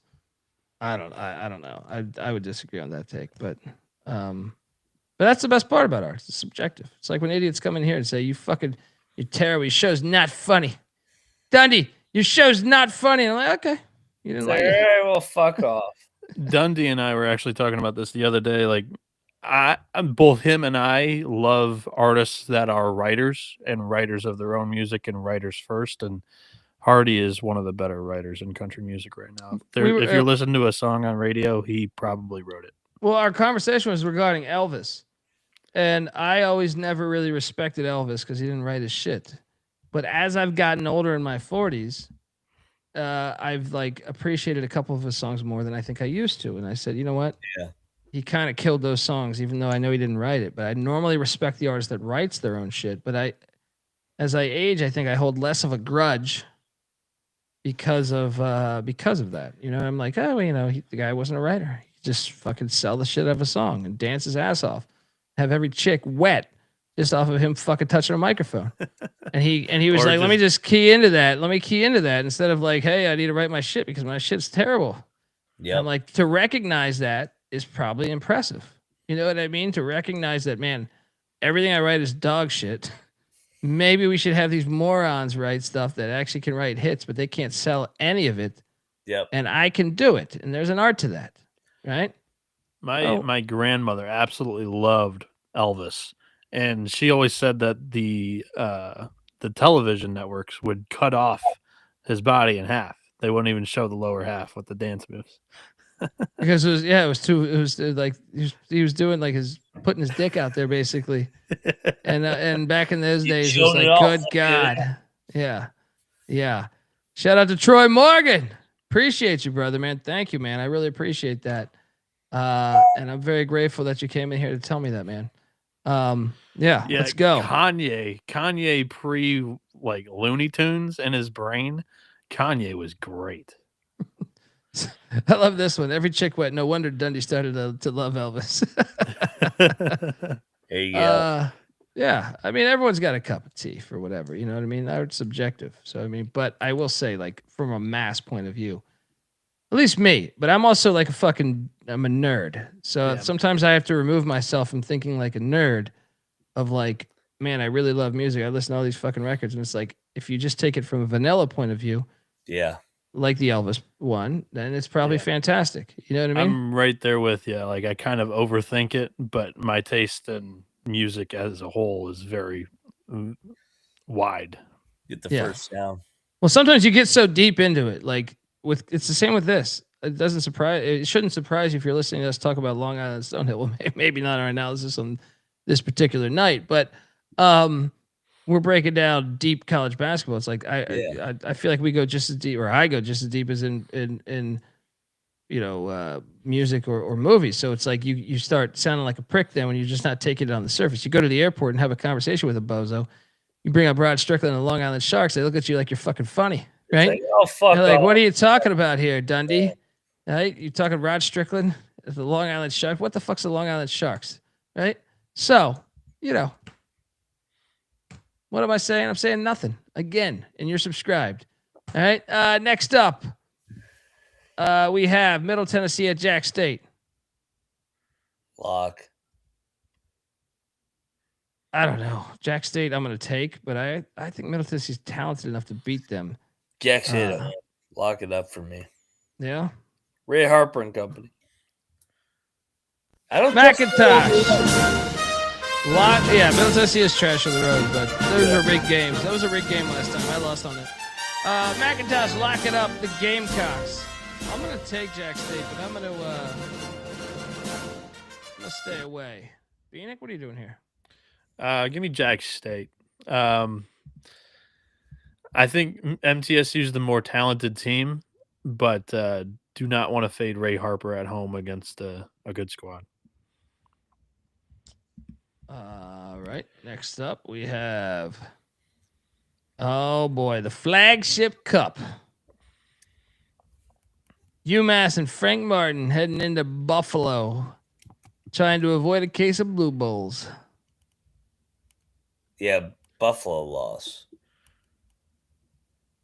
I will take UMass here, -1.5, but I would not lock this. I'll lock up UMass. And then we're going to beat Miami of Ohio on Wednesday. McIntosh is locking up the Minutemen. Minutemen. Let's go. Bieniek. Yeah. I am going to take the Bulls. They've lost 4 in a row. They're back home. They just played the 2 best teams in the league. I think they get a W here. I think Buffalo pulls it out. Lock battle? No, I don't feel strong about this one really at all. UMass doing that right. Yeah, I'm staying away too. I'm going to take UMass getting hot, baby. I'm going to take UMass, but I'm play the Toledo team. We're good. I don't think they're going to win at Miami, Ohio, though. I don't think if it was hosting, I think you might be onto something, but they host them the next week. Yeah, no, that's the one I will be on. If they're undefeated specifically, that's the one I will look to be on. I don't think in Oxford that I'm gonna be rushing to the window for that one. So, sorry. Anyway, next up, we have the likes of Upstate rivalry game against Gardner Webb. What is this line at, Mac? Can't do it. We got to go in on Upstate. What is this number? Hey, fucking Webb is. What is this number? At 9.5. God, come on. Yeah. I'll take the points on that. 9.5. I'm gonna lay it. I'm gonna lay it. By the way, I just put a mix in the chat that I threw up that I did a couple weeks ago. If anyone is hip to the music shit there. A mix of what? I'm gonna let a bunch of different music that I listen to and shit. So gotcha. I mean, I was just playing records. Recorded the whole fucking thing. So, Bieniek, what are you doing here? Upstate. Can't take Gardner Webb. Can't do it. Yeah, I actually think Upstate's fringe lock. Like if I'm up, Cocktail Napkins got him as a 12-point favorite, so it's right there. But I feel like the numbers on Webb have been so skewed. I'm always like they're going to be one of the rigged teams from next year. I feel pretty good about that. I also feel, chance. And I was on that like the second week of the year. Yeah. I also feel pretty good about this next play. I will lock up High Point laying 7.5 against the Whores of Radford, the Highlanders. Wow. 20-point win. Outline this if you can. Yeah. Really like the spot for High Point. I think they blow them out. Yeah. Yeah, when hopefully this take doesn't age bad, but when people say, why are you handicapping games purely off of spot, you show them this one. Radford just gives an all-out performance against Winthrop, one of the better teams in the league, and now right after it, it's probably the more talented team in the league, and High Point, I think they probably get rolled here. Triple lock. Welcome to the party, pal. Let's go High Point. Friends through eternity, loyalty, honesty will stay together through thick or thin. Friends forever will be together. We're up top 'cause we play to win. There's a 7.5 out there too. I don't know if you said that, Colby. I believe I said 7.5. Correct. I did. Yes. That's what That's I see. the score or ESPN bet, whatever you want to call it. I see it on DK too. Next up, the Citadel. Is that ETSU, dude? I laughed. It at won this. outright. Like, what is it? Twice in a row. Out, dude. Aren't they like at the top of the SoCon? Aren't they in the mix right now? They should be. They're in the middle. They're Okay. 3 and 4. Playing well. They're gonna get destroyed here. They're not. It's not sustainable. There's no way. Fuck. I'm laying it. I'm laying it. 3 no of bet. their last 4 No games bet have for me. been overtime matchups. I'm laying it. No bet. Yeah, I'm thinking ETSU. Citadel's a fraud. Yeah. Yeah. No I'm bet. gonna take the. No bet. I'm gonna take the points. No bet over here. They've played their last 4 teams close, and Western Carolina, Furman, Greensboro. I think those teams are all talented enough and capable enough. And Citadel, I think, has maybe figured something out. I don't think they lose by 18. I'll take the Bulldogs here. Yeah. Jaleel, curious your take on 311. Dixie Chicks? 311. What do you make of 311? You think those are quality albums or all horseshit that we'll look back on and say that's terrible shit that blow your brains That's out? all bullshit. Colby, do you F with reggae? Like today's reggae? I mean, I'm an open-minded guy. I mean, I like reggae. Yeah. You know, I used to open up for a reggae band stand-up wise, and actually my roommate was at one point was in a reggae band. So, Awesome. you know, might have done a lot of drugs and hung out with a lot of reggae music artists in my day. But yes, I do like reggae. I mean, it's a great genre. Really, any genre has good music. It's just you have to search for it in other genres. Yeah. If you might, if you're not familiar with it. So The 3 pillars in reggae right now that are, I think, more of the popular artists are all white, which is hilarious. Like when you think reggae, you're thinking like the Dreadheads and everybody. But I like Stick Figure, I like Slightly Stupid, and then Collie Buds. All 3 of them. okay, well, Slightly Stupid. I know Charlie Tuna from J5 does a bunch of shit. He's not white, but with them. Yeah, I mean, Is that one of your buddies that you were talking about there? no, he's not a buddy of mine. I mean, I've Gotcha. met him before. But I'm saying I wouldn't describe him. I wouldn't call him up and say, "How you doing, buddy? Let's meet for the game." But yeah, I mean, look, I dig some of that shit that you mentioned. I have some of those. I don't have any of the records, but I have some of their shit downloaded. Yeah. So yeah, that's what I'm saying. Music's the best, man. Gotta love music. Yeah. Ska punk, fuck yeah. I like all that shit, man. Punk music, punk rock. Big fan of Black Flag. Charleston Southern was that Longwood. Is that Longwood? Not past tense. All right. Is our boy Bryson Blaine showing up to the party or not? That's a good question. I don't think so, but you know it is a good spot. Here we go. What's this number you're seeing? I'm not seeing it right now. Just off the board? Is this a rigged game? Is there? I don't see it either. Anyone got this number in the chat? This game's rigged. No bet. Yeah, Robert Martin's a big fan of Amish music. I haven't discovered it, but I'm sure if you dive deep in it, you'll probably find some shit you'll like. Fucking Maybe. Jay North, Maybe. dude. Try to be optimistic. Try to be optimistic. I think Southern's live if they're dogs. This is why I need to know this. Yeah, if we have a fucking confirmation. Jaleel, I'll agree with this Yeah. too. I think the heavy metal scene has seriously declined as well. That was better in the 80s. I'm not. Well, yeah, I think it matters what. Yeah, like I still have Maiden or some something. buddies It's that fucking that's awesome. their Yeah. only music they listen to is the 80s. Heavy metal done right is fucking great. Heavy metal done wrong because there's a lot. I mean, it's any genre, bad, any genre done It's just wrong noise, can be man. fucking terrible. Yeah. But done right. Yeah. Sign me up. I'll bang my head through a fucking wall. All right. Next You can sign up, an NBA player. There you go.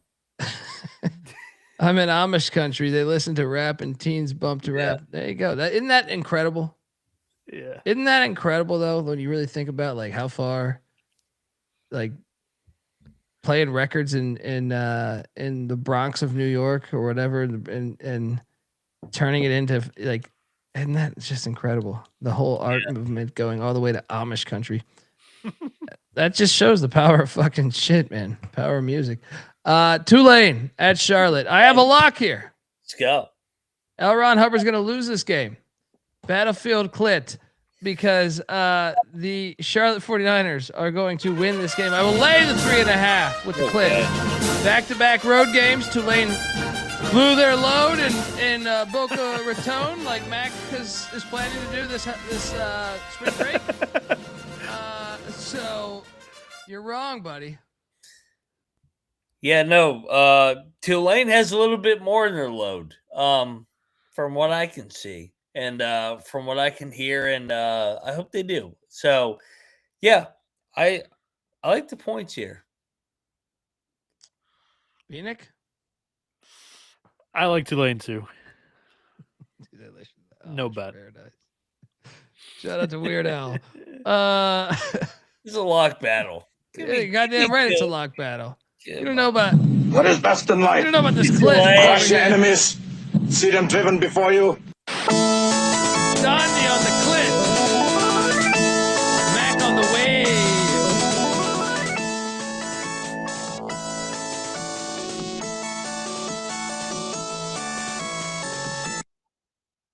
Next up, Akron is at Ohio.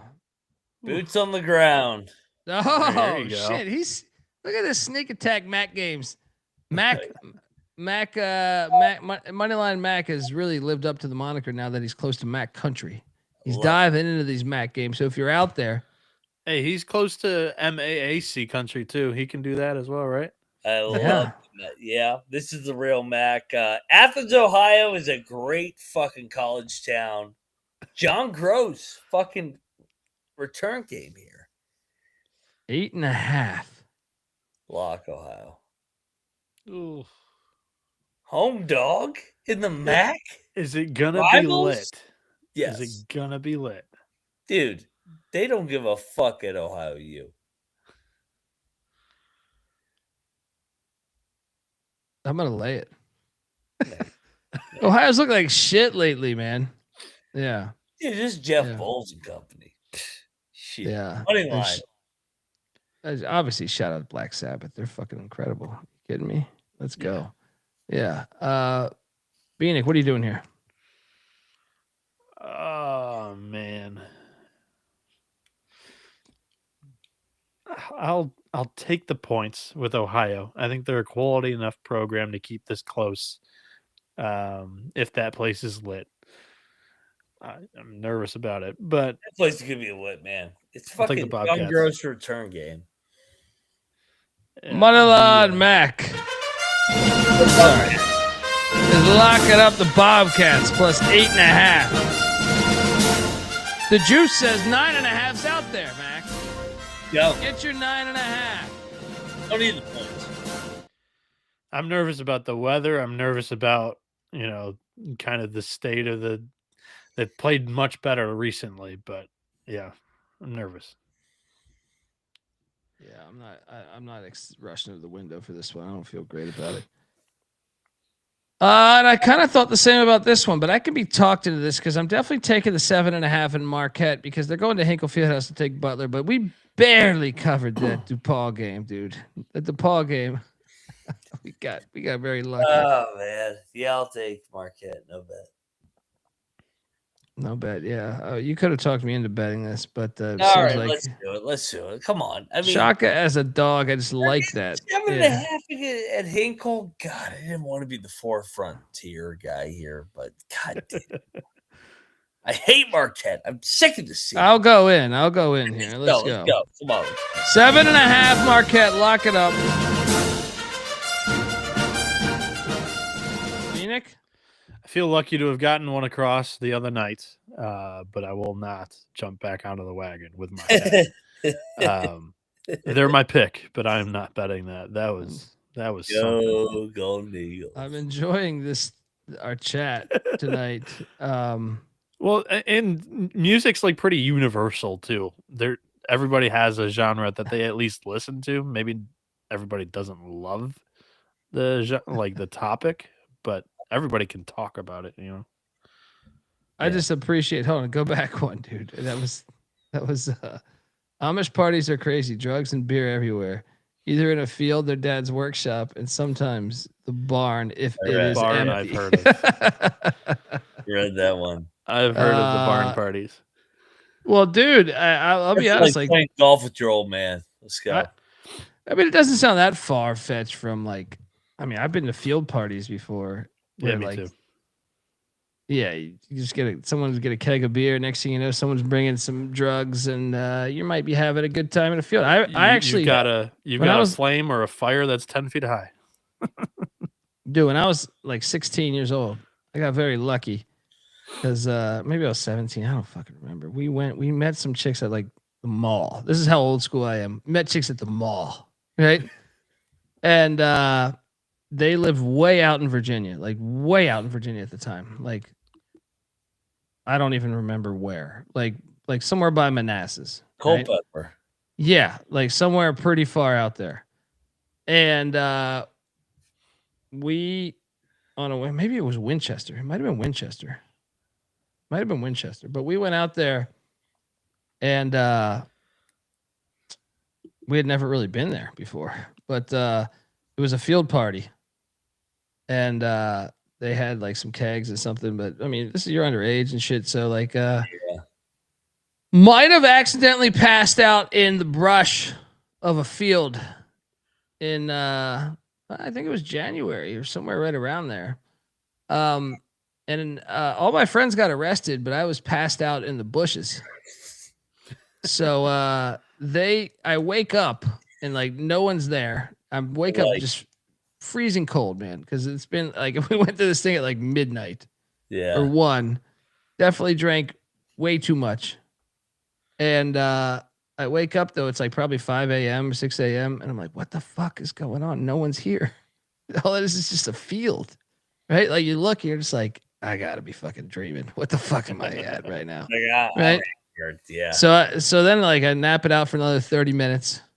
So I'm like, this has got to be some shit. And then the sun's coming up, and I wake up, and then I'm like, all right, I'm still in this fucking field. Where is everybody? Like, I understand I might have huffed too much paint, but now I got to figure out where the fuck I'm at. And shout out to NC Nick, because this is pre-cell phone days. I walked for like 2 hours or maybe like an hour to a basically it was like a general store. Like it was like a general store that had a payphone. And I called him, and being a solid brother that he is, I said, dude, I don't know where the fuck I'm at. This is the name of the general store. Can you come pick me up? Yeah. I don't know where the fuck I'm at, but I'm freezing because it got, like overnight it got really wet, right? Yeah. Like just the dew. And I was like, I'm freezing, dude. And being a solid brother that he is, he did that like hour drive to go pick me up. But then I come to find out all my other friends got arrested. The police missed me because I was passed out in tall grass. Fucking hilarious. That's right? fantastic. Sometimes it works out in your favor. I didn't see you. Yeah, sometimes it works out in your favor when you might have had too many drinks and you just pass out. Oh yeah. That's our analysis on why you should lock up Marquette and the points.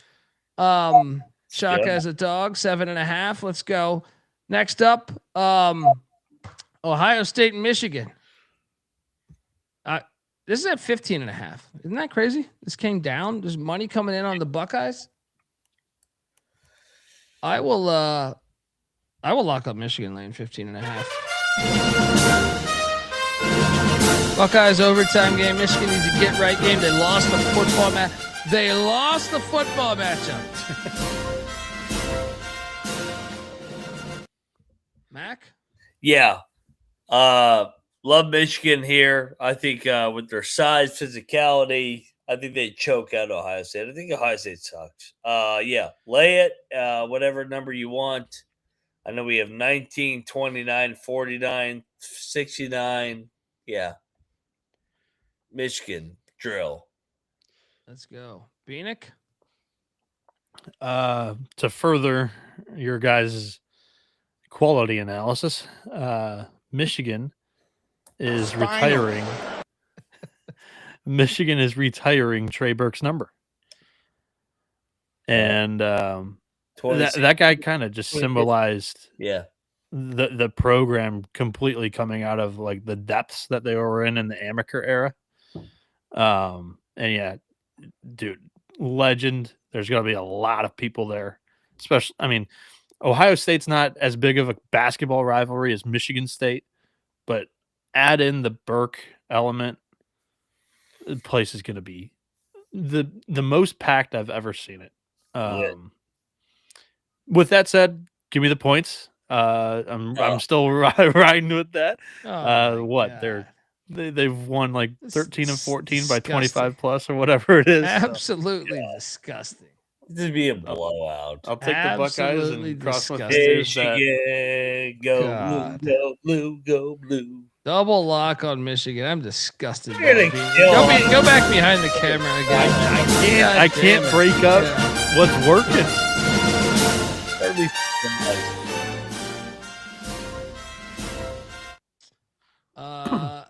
Next up, we have Western Illinois at Southern Indiana. Greatness on your televisions this Saturday or this Friday night. Do you got a number on this, Mac? I didn't see this right now. Bieniek? I did not. Chat. Do you have a number on this game? Western Illinois, Southern Indiana. I got nothing actually, really. Yeah, they're scared of the Screaming Eagles, and I'm kind of surprising. Yeah, we're gonna fuck them up. I think Western Illinois is gonna win this game. You're Screaming Eagles. Screaming bullshit again, right? Give me the leathernecks with this nice gray sweater on. Bieniek, who do you got on that? No bet. Eagles, USA. Well, I got a bet right here. Utah State's laying 4.5 in Fort Collins. They used to be like 7. Utah State laying 4.5. Lock it up. They're not losing 3 in a row. Brook Manesh does not have CSU this dialed in yet. McIntyre.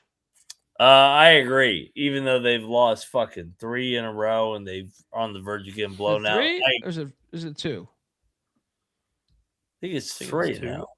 I think it's 2. I think this will be the third Grand Canyon UNLV. Yeah.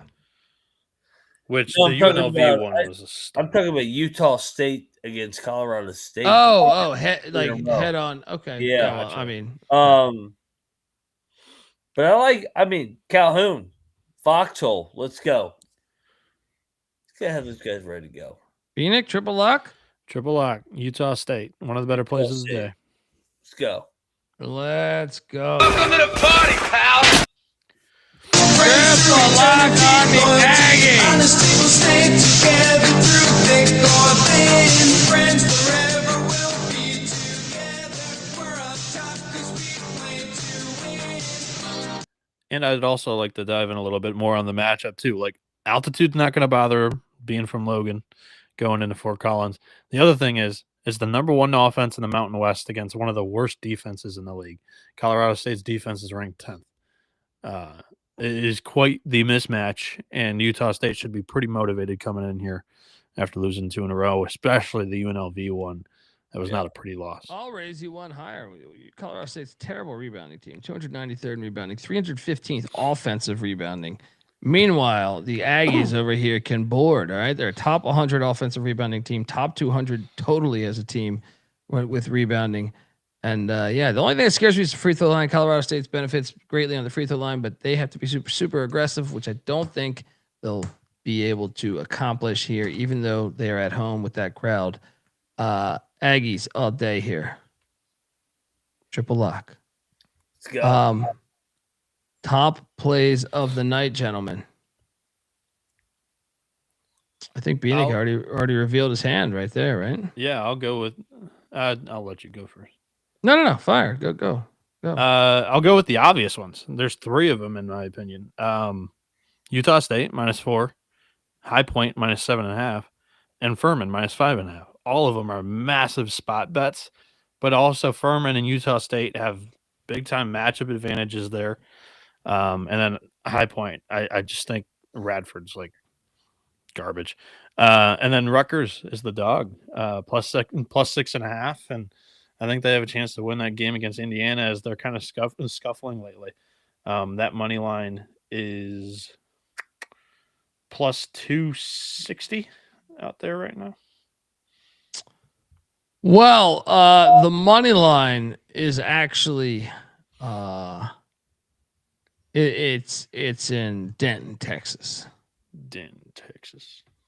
Because the Pirates are plus 480.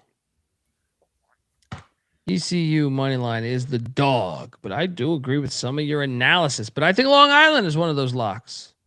I think you will lose your lock battle and be very upset.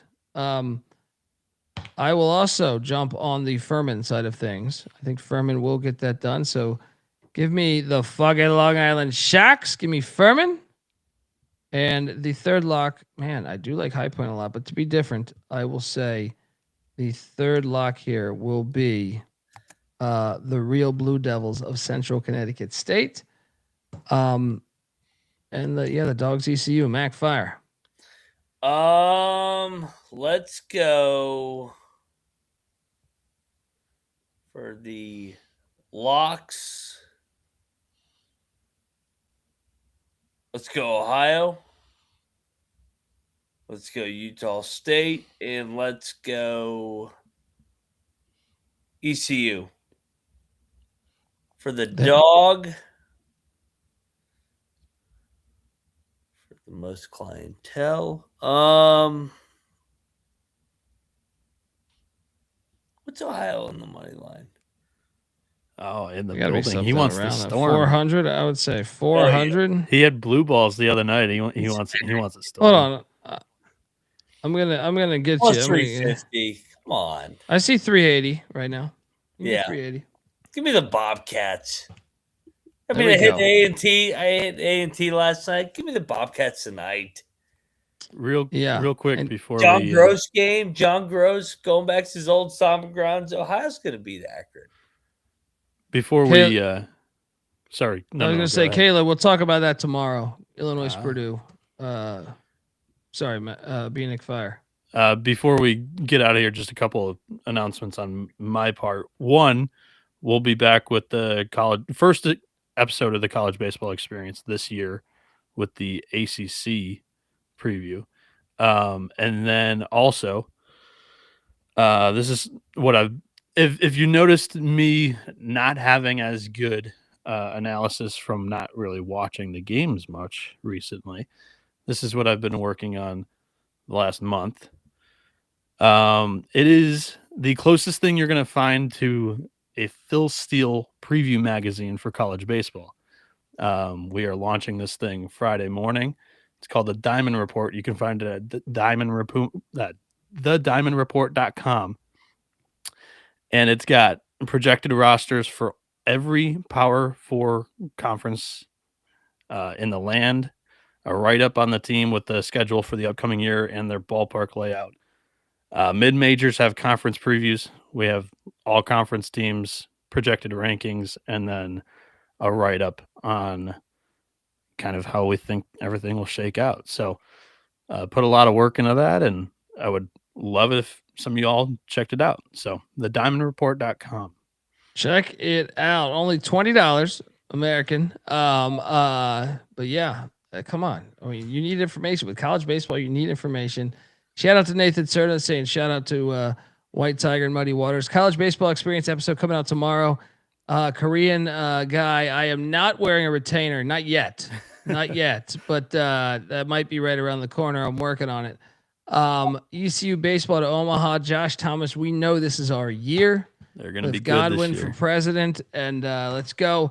Moneyline Macintosh is on Twitter at Moneyline_Mac. If you're at Billy's Tacos tomorrow, make sure you. We're going to win the World Series. I can guarantee that. Back-to-back supers. If you're at Billy's Tacos and other things, make sure you buy Mac a fish bowl of liquor. What were the adios motherfuckers? Hey, by the Bieniek, way, did you see Rich Rod's schedule next year? Uh-oh. we got to do a deep dive on it. We're already 6-0. We're already 6-0. Well, wait a second. We're already 6-0. Bieniek, what's happening over here? 6-0. I've already tucked in. November already football's 6-0. relevant again. Who are we going to lose to? Virginia? I'm just. I mean, those Wahoos are spending money, buddy. You should. That's in Charlotte. You gonna come down to that game, huh? Absolutely. That's a home game for us. I think last time I was there, they pushed Duke into the ACC championship. Aren't to they overtime. a little bit revitalized as a fan base now that they went to the ACC championship last year? No, dude, Virginia's a phony. Like, it's a phony fan base. I mean, that is a winnable game for sure. And we get 2 first-year head coaches. Believe it or Rogers not. at Iowa State.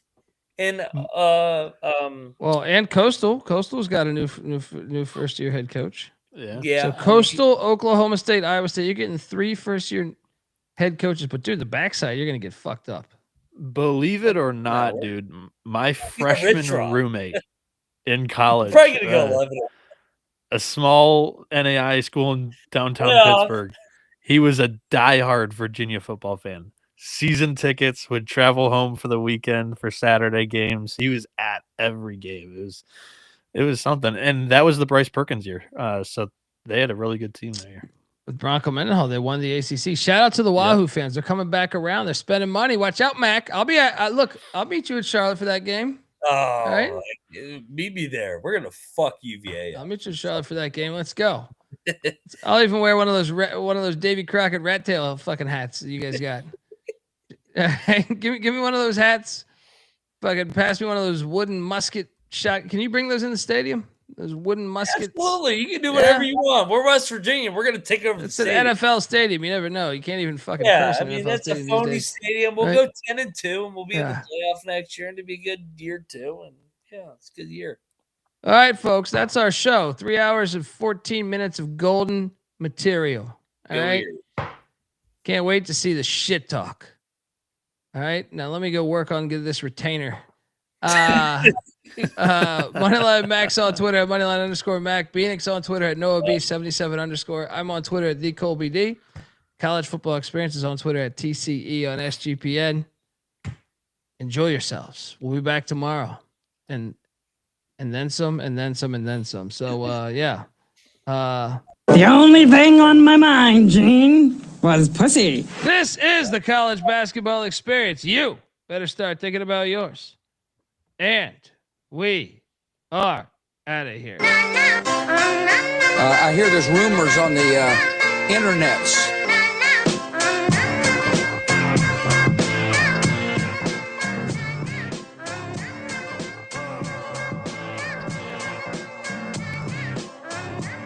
It's got me thinking about the good shit the minute that I seen your grill again. It made me good trip, good dog to mind back like dog. I need your not eligible for the NCAA tournament team rankings. The comings on was strong. Now my shit's coming along. You know the song. The truth is I'm pretty much on fire again. It's heating up for real. I'm alive again.